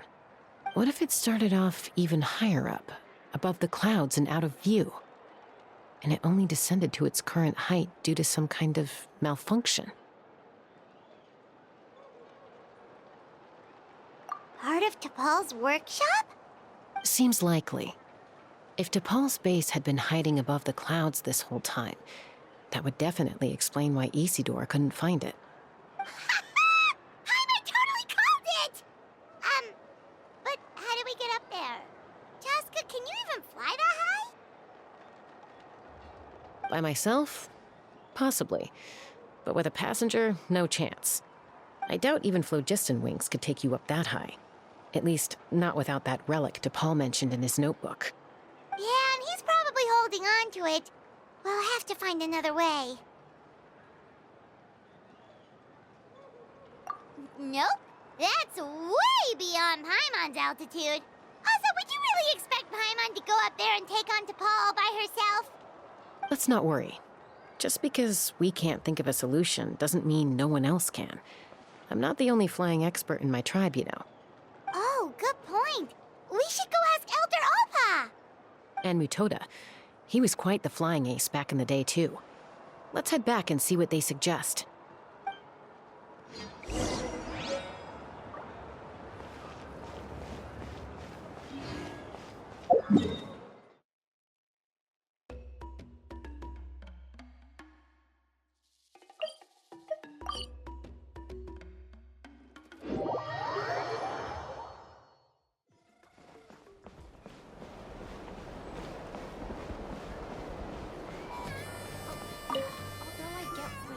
Chaska, you're finally back.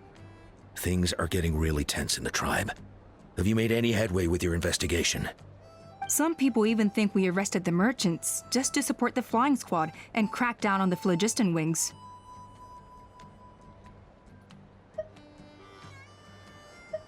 We found some promising leads, but there's a major obstacle standing between us and the irrefutable evidence we need. A relic from the Cinder City? So Ochkon's still managing to sow discord, even after all these years. An airborne workshop and a hot air balloon above the trial arena. And that's where you're trying to get to now?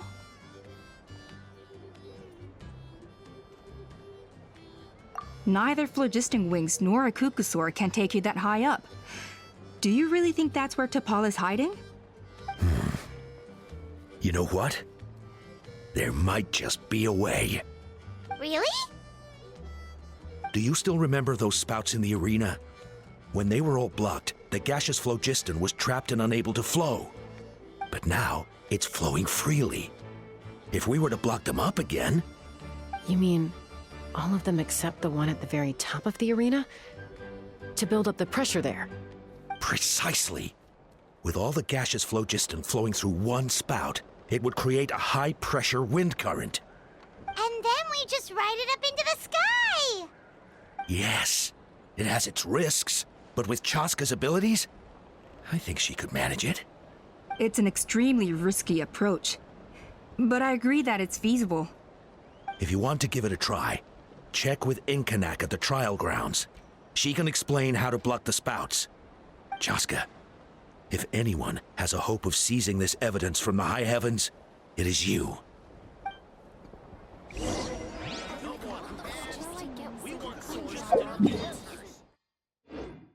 Going a step too far.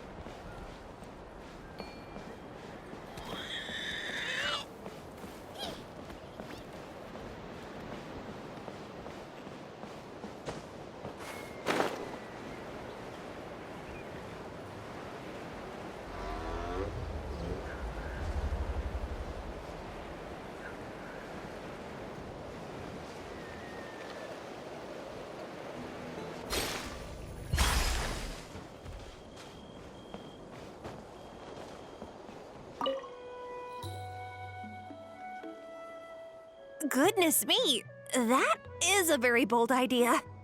Maybe so, but we have to act fast. What's the quickest way for us to block off the spouts?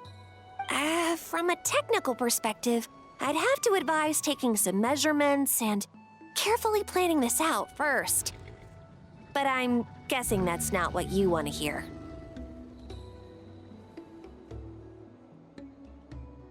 Then we'll have to take the rough and ready approach. See the solid phlogiston over there? Our prior inspections revealed that some kind of stable structure has formed inside, making it highly damage resistant. It's not without its weak points, but unless they're all struck at the same time, the structural integrity won't be threatened. So, what happens if we do strike them all at once? It'll collapse. Okay, I see where you're going with this. Yeah, you got it. As long as you hit all the weak spots at once from the right angle, the solid phlogiston will fall right on top of the spout and block it up. You're right about rough and ready. Sounds like my kind of plan.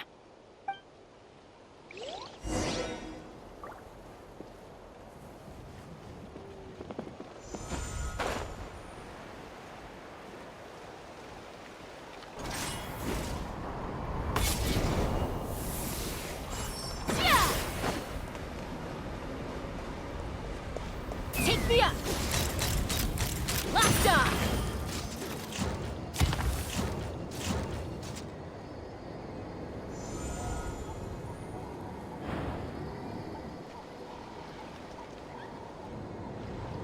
Look!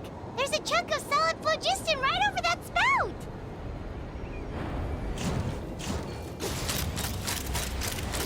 Bullseye!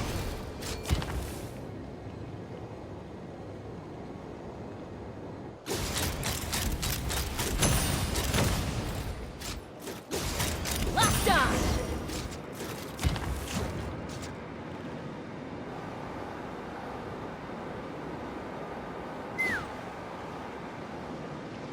I'm falling.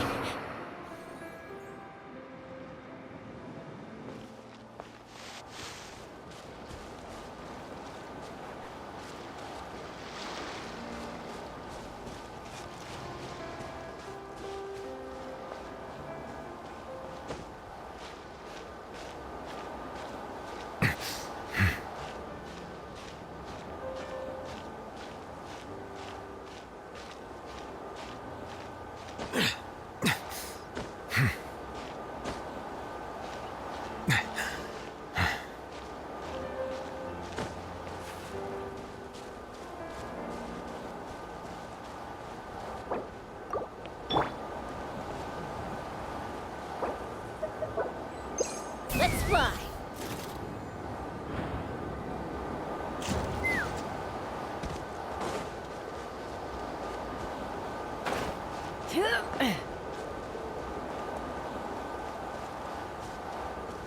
Take me up!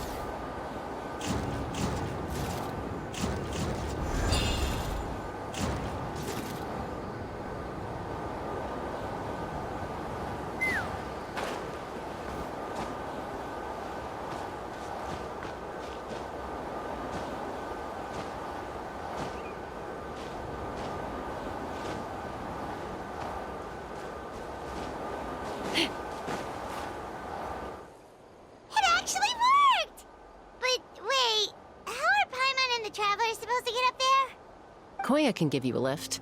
She's actually been following us this whole time.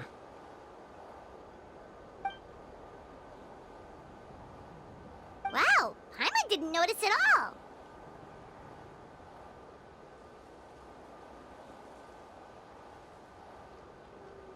Well, probably because she didn't want to get too close to humans. Or maybe just me. But right now, we need her power.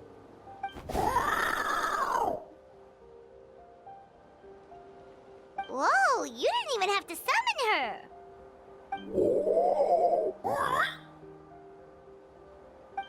Yes, up there. That's probably where Chime is. All right, let's go have a little talk with this T'Pol.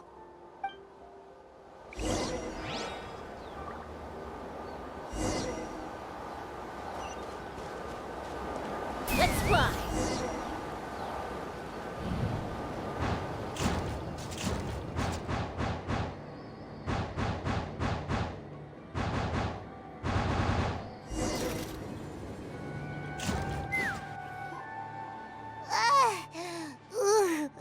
Haven't ever flown that fast before. She feels so ready to throw up. Aha. Just as I thought. It might look like a regular hot air balloon from the outside, but up close, it's clearly been heavily remodeled. And sure enough, it only descended below the cloud line because the custom-built machinery malfunctioned. I should be able to figure it out with T'Pol's notebook. Thankfully, I know a little DIY from fixing up my guns when they're having issues. That should just about do it. Now all it needs is a nice hard kick. Maybe that works on your guns, but, huh? We're really moving!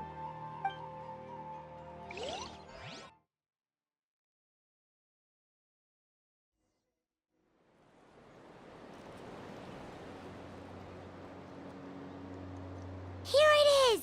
The workshop in the sky! Oh, you gotta see it to believe it. Makes you wonder why T'Pol even bothers with phlogiston wings when he has tech like this. Well, according to the notebook, the platform beneath us runs on components from the Cinder City. Those can't be mass-produced. Also, I have some doubts about its mobility after seeing how it moved just now. For someone like T'Pol who dreams of flying freely, this definitely doesn't cut it. But if he's got that relic, he should be able to make a set of prototype wings for himself, right? Why bother making a whole flying workshop so he can mass-produce them?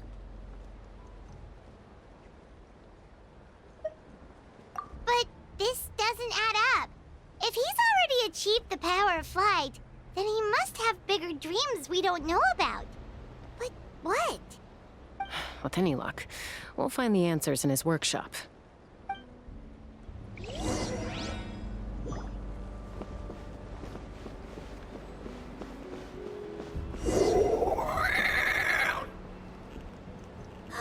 Cuckoosaurs!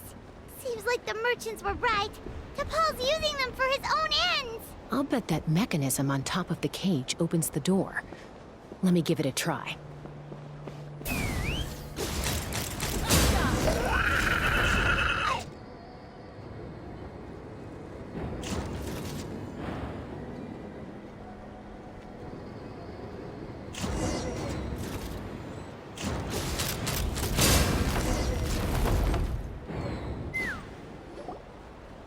Why won't it fly away like the others?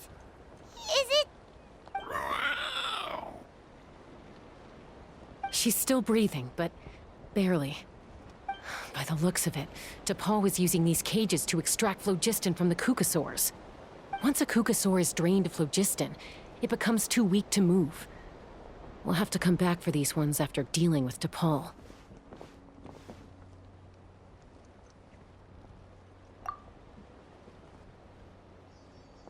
Let me see. Looks like a record of his phlogiston research. Log number 330. With the support of... I was finally able to launch the airborne workshop. Even though it relies on the relic for 80% of its power supply, I've at least taken the first step. Log number 348. Research on the relic is progressing well. I should be able to replicate the technology and scale up production very soon. Has proposed a name for this groundbreaking invention. The phlogiston wings. I think I'm getting close. Soon I will achieve my dreams. Log number 377. Encountered some issues with the new smaller model phlogiston wings. The gaseous phlogiston showed some volatility during the refinement process. Thinks we should proceed at a more cautious pace with the refinement experiments. But after so many past failures, I have to prove that I will succeed this time. Log number 114. Ran an experiment using Kukasaurs to refine gaseous phlogiston. It was a success. Log number 117. I've started recruiting merchants and hunters to capture wild Kukasaurs. Log number 121. Major breakthrough in the efficiency of phlogiston yield. Huh? So many parts have been crossed out!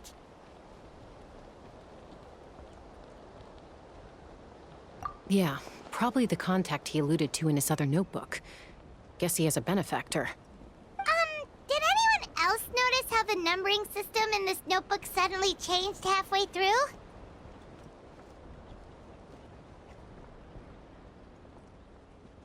We haven't got time for textual analysis, I'm afraid. Grab the notebook and let's press on.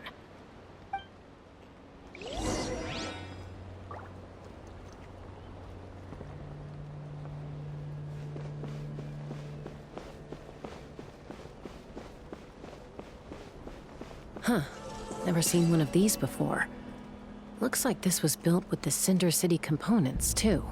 You're not thinking of giving it a nice hard kick, are you? Let's run!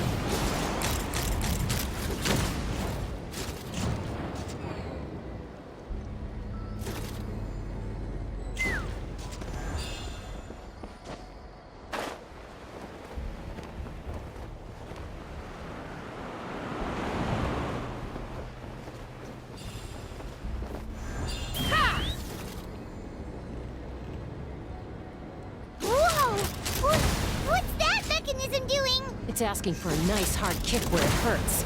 Aim for the weak spot.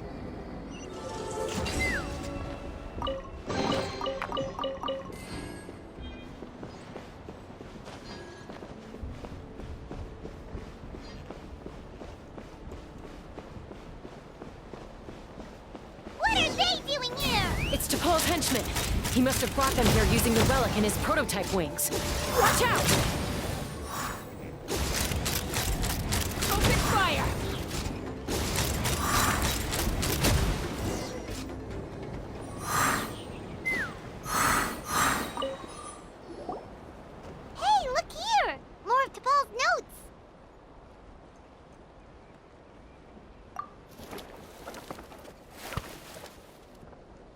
Log number 403.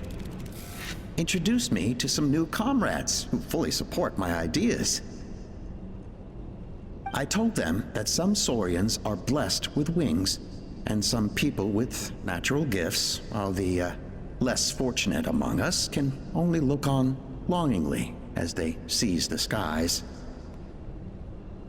But I also told them that progress can erase individual differences. Think of the tools humanity has made to fight back against wild beasts. the law we have put in place to even the playing field between the strong and the weak. I promised them that our research will be the new frontier of human progress. With our phlogiston wings, the power of flight will no longer be for a select few to enjoy. Imagine a world where the skies are for all to share. I only hope that when we finally achieve this goal, we'll be proud of me. Imagine a world where the skies are for all to share. Yes, what a wonderful world that would be. If only it were possible. We could respond faster, and so many tragedies could be prevented. But DePaul, what about the saurians you're draining dry of phlogiston? You're not sharing the sky, you're stealing it! Bad move. I won't let you get away with it.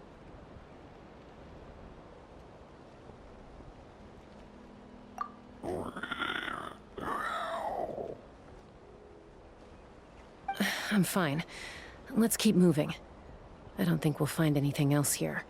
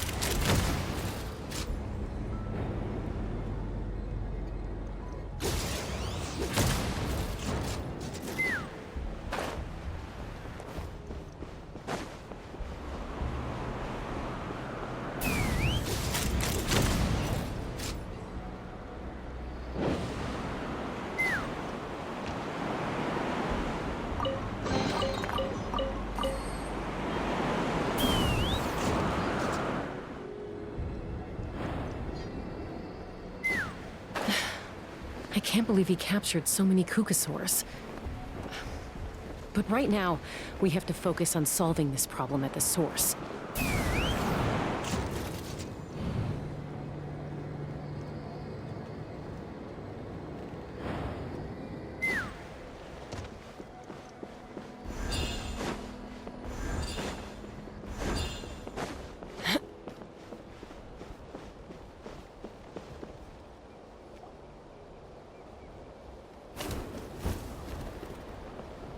Looks like we've reached the center of the workshop.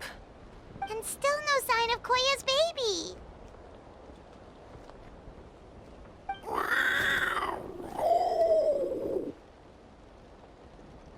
Let's search this area for now. If we still can't find Chime, we'll double back.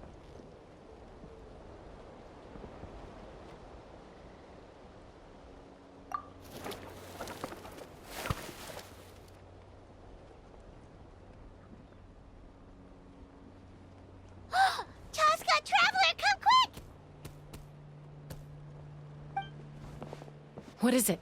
Did you find Chime? Not yet, but look! It's another one of T'Pol's notebooks!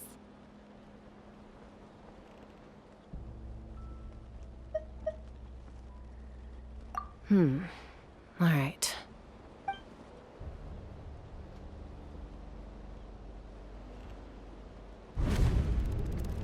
Log number 428. We decided to restart the experiments on phlogiston refinement, but without telling. This is the final obstacle to the success of the Phlogiston Wings project. We cannot fall at the last hurdle. Log number 436. Earlier today, suggested using cucosaurs as an intermediary to extract refined phlogiston. It's certainly feasible, but... Anyway, as long as our secret experiment succeeds, I'm sure won't bring it up again. Log number 443. We will conduct the experiment tomorrow. But birthday is coming up, so hopefully we'll have a birthday surprise for her. Log number 444. Huh? Why is this log empty? I guess whoever wrote down the log number was prevented from recording the results.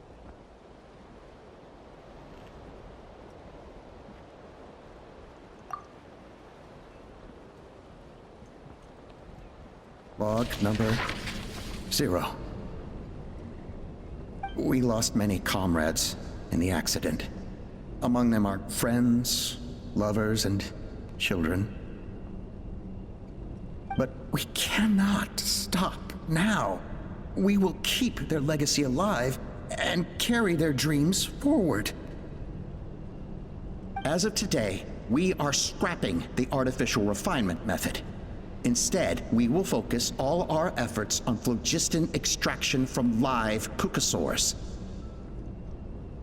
They are arrogant beasts whose existence in the wild serves no one but themselves. Their true worth lies in their sacrifice for the sake of human progress.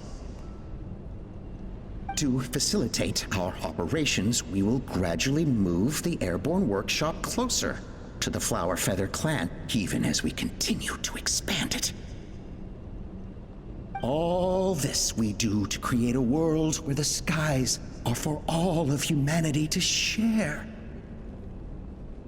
All this we do to make T'Pol's dream a reality. Given the way this is written, not to mention the fact that the numbering has started over from 0, it kinda sounds like this is someone new. Does that mean that T'Pol's already...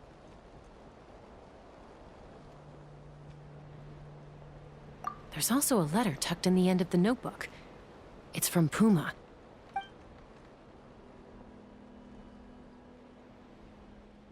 T'Pol, I don't know where you are right now, so I don't know how to reach you. My best bet is to send this letter to the Flower Feather clan.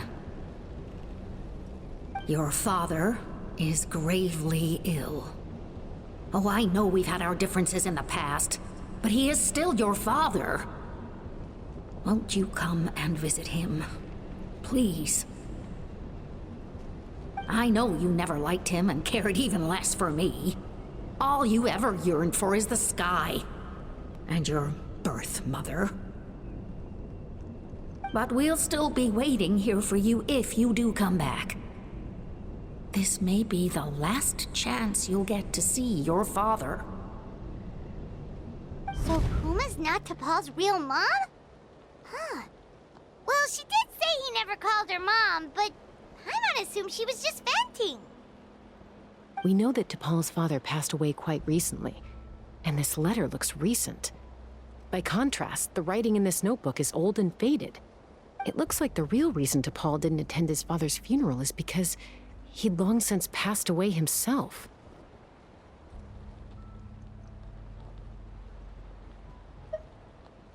If we ask ourselves why this letter was sent to the Flower Feather clan, why T'Pol always yearned for the sky, and how he got his hands on a relic from the Cinder City, it all points to one answer.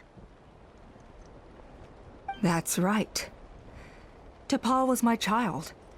He was born during my days as a wingless wanderer. His birth gave me new hope.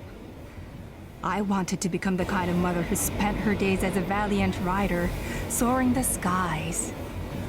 Not an aimless, wingless nobody. But his father wanted to settle down, to give his child a safe, sheltered life in his tribe. We fought about it constantly, until the love we once had for each other was gone. He started a new family, with another traveler who was also looking to return home. And I went back to the Flower Feather clan. Alone. Opa? I had no idea that despite being raised among the children of echoes, my child still harbored dreams of the skies. Can you imagine, Chaska? The joy and surprise I felt when he showed up at my door, asking to join the flying trials. Or how proud I was when he said he wanted to prove his own worth, rather than relying on my position as elder. And then the anguish that overcame me when he was rejected by the Cucusaurs and became wingless, just as I had after my injury. You've got a lot of nerve showing your face here. Don't take this the wrong way, Chaska. I'm not here for a fight. I just want to talk. Isn't that your preferred way to resolve things? I trust you've learned of Tepal's wish on your way here. A world where the skies are for all of humanity to share. If only his dream can be realized, no one will ever have to lose their wings again. Our aerial prowess will be greater than ever before. War will never again come at such a great cost. The loss of Koichi is a tragedy that need never be repeated. So tell me, Chaska, do you really wish to see the phlogiston wings forever grounded and gathering dust? Nothing you've said excuses all the conflict you've caused. You mean the argument back at the tribe? It was a necessary measure. Sometimes this is the only way to accelerate the pace of progress.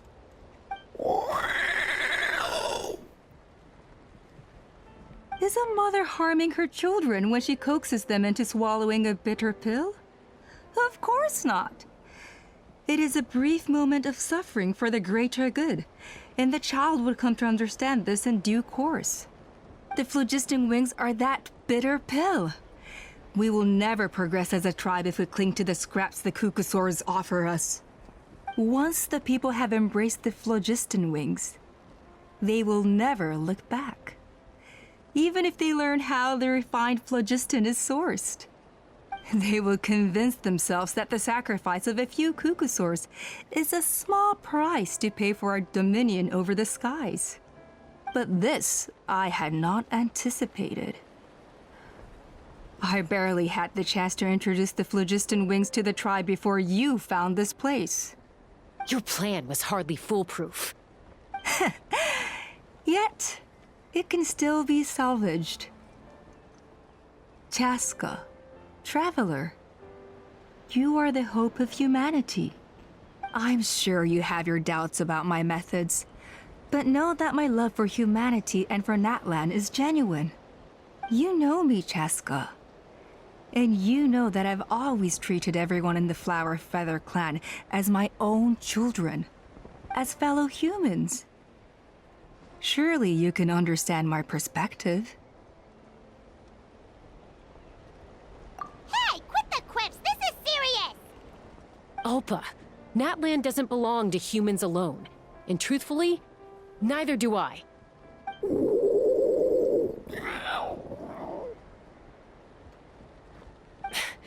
How many times has the Abyss invaded Natlan now? And yet despite how much stronger it is than us, Natlan still stands as a nation of humans and saurians. Peace imposed by force will crumble in a matter of days, because social bonds are what hold a civilization together. Weren't you the one that taught me that?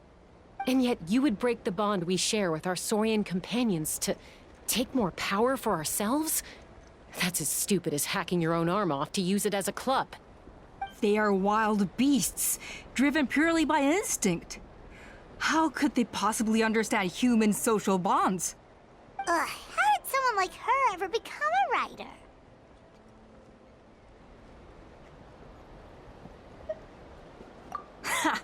You overestimate them. They bow to the strong and shun the weak. That's all there is to it. They never gave Tepal a second glance when he was at his lowest, nor me when I returned injured from the Cinder City. It's all about survival of the fittest for them. Plain and simple. They obeyed me once I proved myself stronger than them, but the moment it serves them better, They'll abandon me in a heartbeat. You're wrong, Alpa. They only reject the wingless because they don't want to fly anyone to their death. Chaska, I will promise you this. Only the unruliest wild cucosaurs will be used for phlogiston extraction. The ones who have nothing else to offer to humanity. Well, that's too bad. Because I know a few unruly wild cucosaurs who don't think that idea is gonna fly. Namely my mom, my sister, and me. And the others? To us, they're friends, family, even children. So if you want to put any of them in one of your cages, you're gonna have to go through us. Is that right? I knew you might be difficult to convince. Maybe this will change your mind.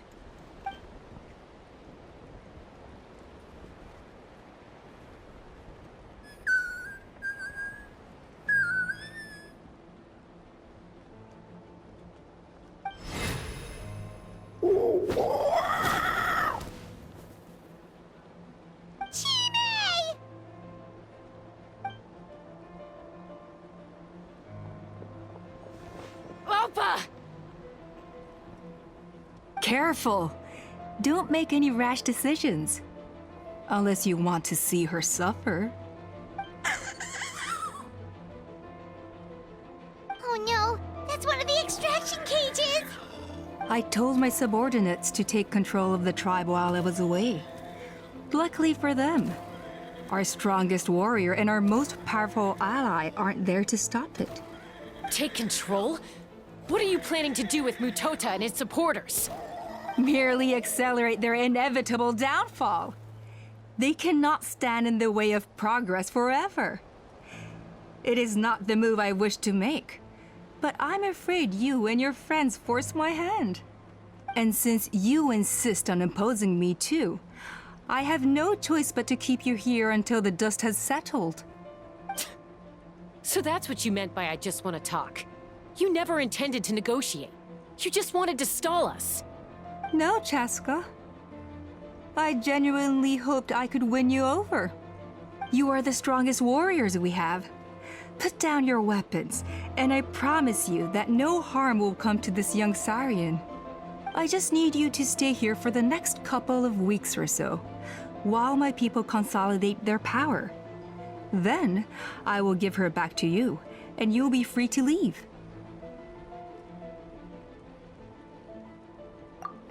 As long as the majority supports our vision, even the Pyro Archon cannot meddle in our internal affairs.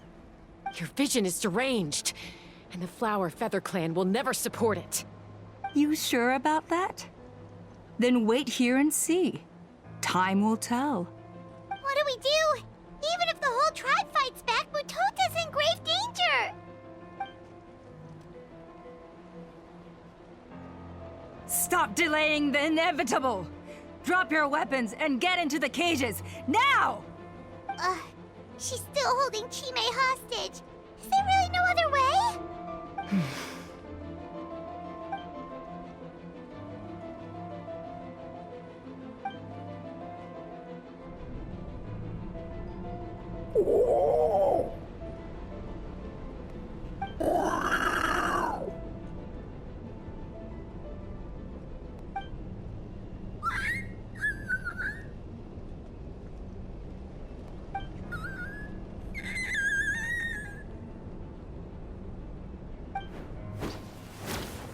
Koya? Huh? What are you yapping about? Stand down. Drop your weapons, now!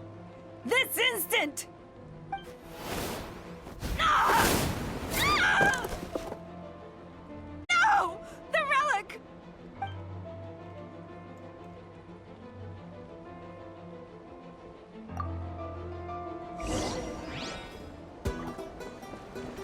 Boba, get them! Shower me with praise! Ha! Open fire! Fire in the hole!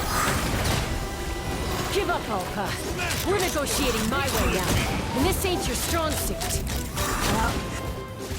Hey, something's up with this relic!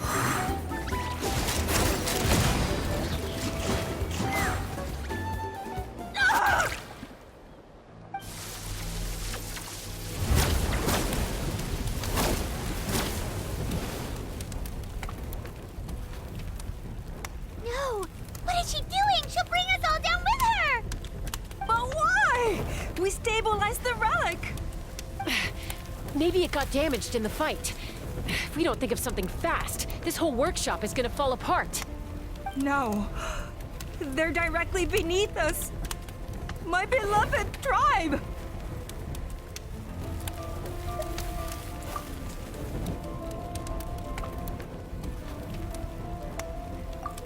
Okay,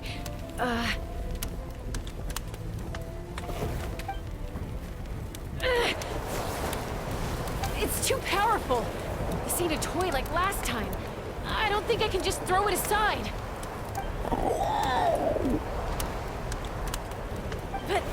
But we need to get it far away before it explodes. Then the tribe will be safe, and so will this workshop. Koya, remember when we were kids? Come on, let's take this thing high up into the sky.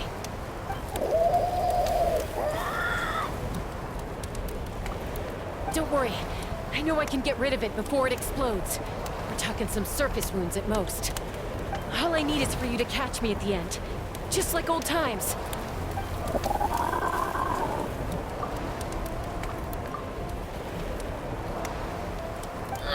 I can't hold it back anymore. We have to go. Don't be insane! Alpha, what are you? You're a fool, Chaska! Why would you choose such a risky solution? We cannot entrust the safety of our tribe to this wild Saurian! I'm the fool. You really think you can stand a better chance than me? Sure, it may be asking too much for an ex-wingless to escape the blast radius in time. But I can fly it a safe distance away, even if it's the last thing I do.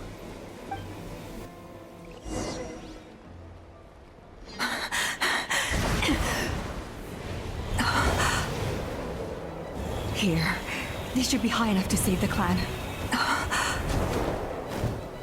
What?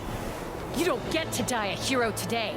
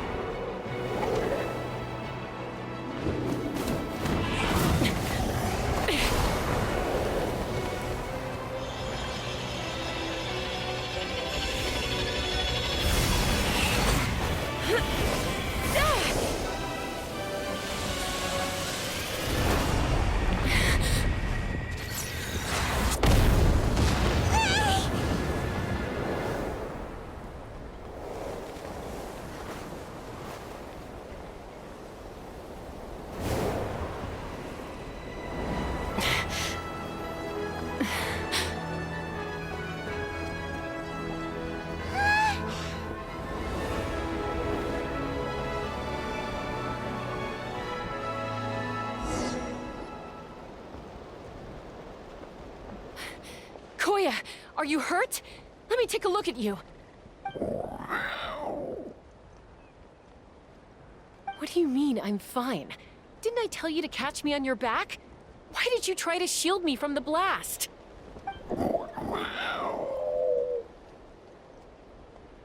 Accident? Yeah, right. Seriously, you're as stubborn as ever.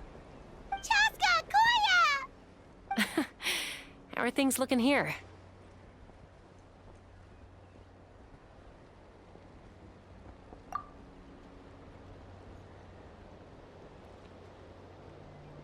I think that's putting it mildly. I owe you one. Again.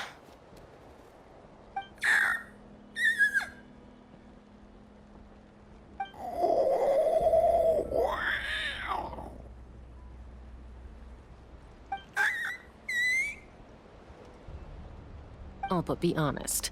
Do you still think Kukasaurs can't form bonds? Mom, I'll figure out the refinement problem. I'll find a way. You don't need to worry about it. I just need some more time. That's all I ask. Please, just trust me? Just this once.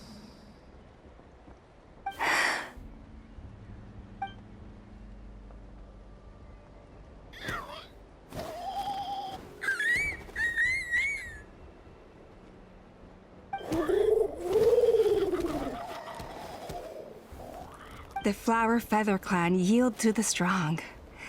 And it's up to the winners to define what strength means. So it looks like it's my turn to yield.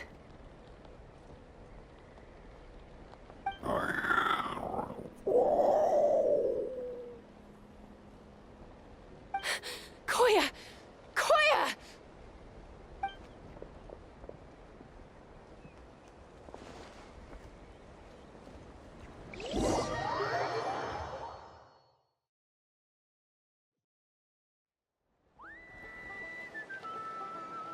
So, you're absolutely sure it's not because of the explosion? Yes, for the 10,000th time, I'm sure. The blast barely touched her. The reason she fainted was old injuries playing up, compounded by overexertion in recent days. The moment she finally relaxed, all the built-up stress finally caught up with her. And no wonder. Honestly, she's just like you. Anyway, now you know how we feel when you go off risking life and limb. Your mother and I would both appreciate it if you lived less dangerously. You know she wrote to me from the Masters of the Nightwind, just to scold me for not doing enough to keep an eye on you. If she wasn't so busy with work, you can bet she'd come back here and chew us both out in person. I'll find an opportunity to apologize to her. I promise. You'd better. No more avoiding us, okay? And don't get me started on all the checkups you've missed. Got it. Got it. Huh? Koya? You're awake. I'll go let everyone know. Hey, but we're not done talking. What are we gonna do with her, Even after everything that's happened, she still hasn't figured out how to start the conversation with you. She keeps saying, I don't think Koya has forgiven me yet. But if you ask me, she's the one who's scared to open up and have an honest conversation. For all her confidence, she's a very sensitive soul underneath. You'd think as a peacemaker, she of all people would know how to reconcile with her family after a falling out. She must have been a handful growing up. Thank you for being there for her. And of course, thank you for keeping her safe when you were up there in the sky. Koya, Uncle Cusco, we're here!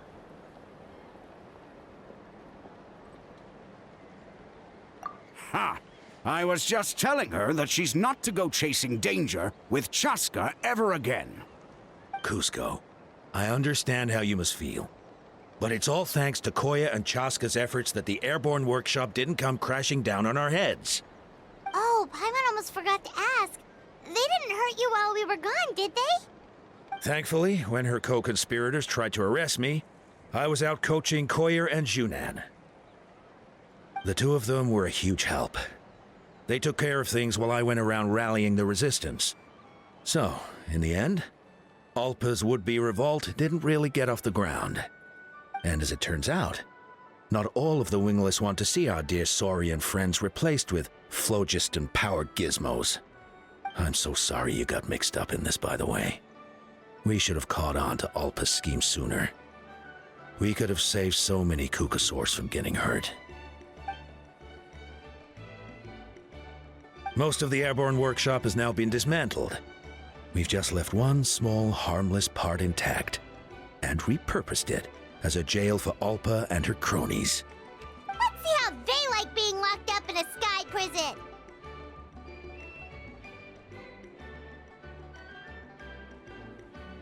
So, it looks like there's just one last conflict left to resolve. Peacemaker, you're up. I said I had to wait until things had blown over, didn't I? And now they have. but I still have no idea what to say. Koya, I just want to say, I'm sorry for how things went down back then.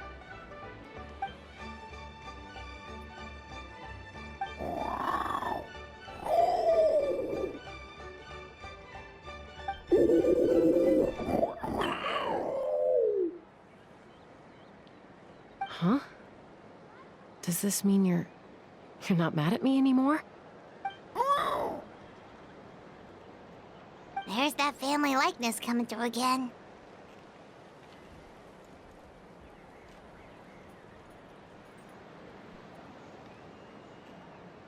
But that day, when we ran into each other...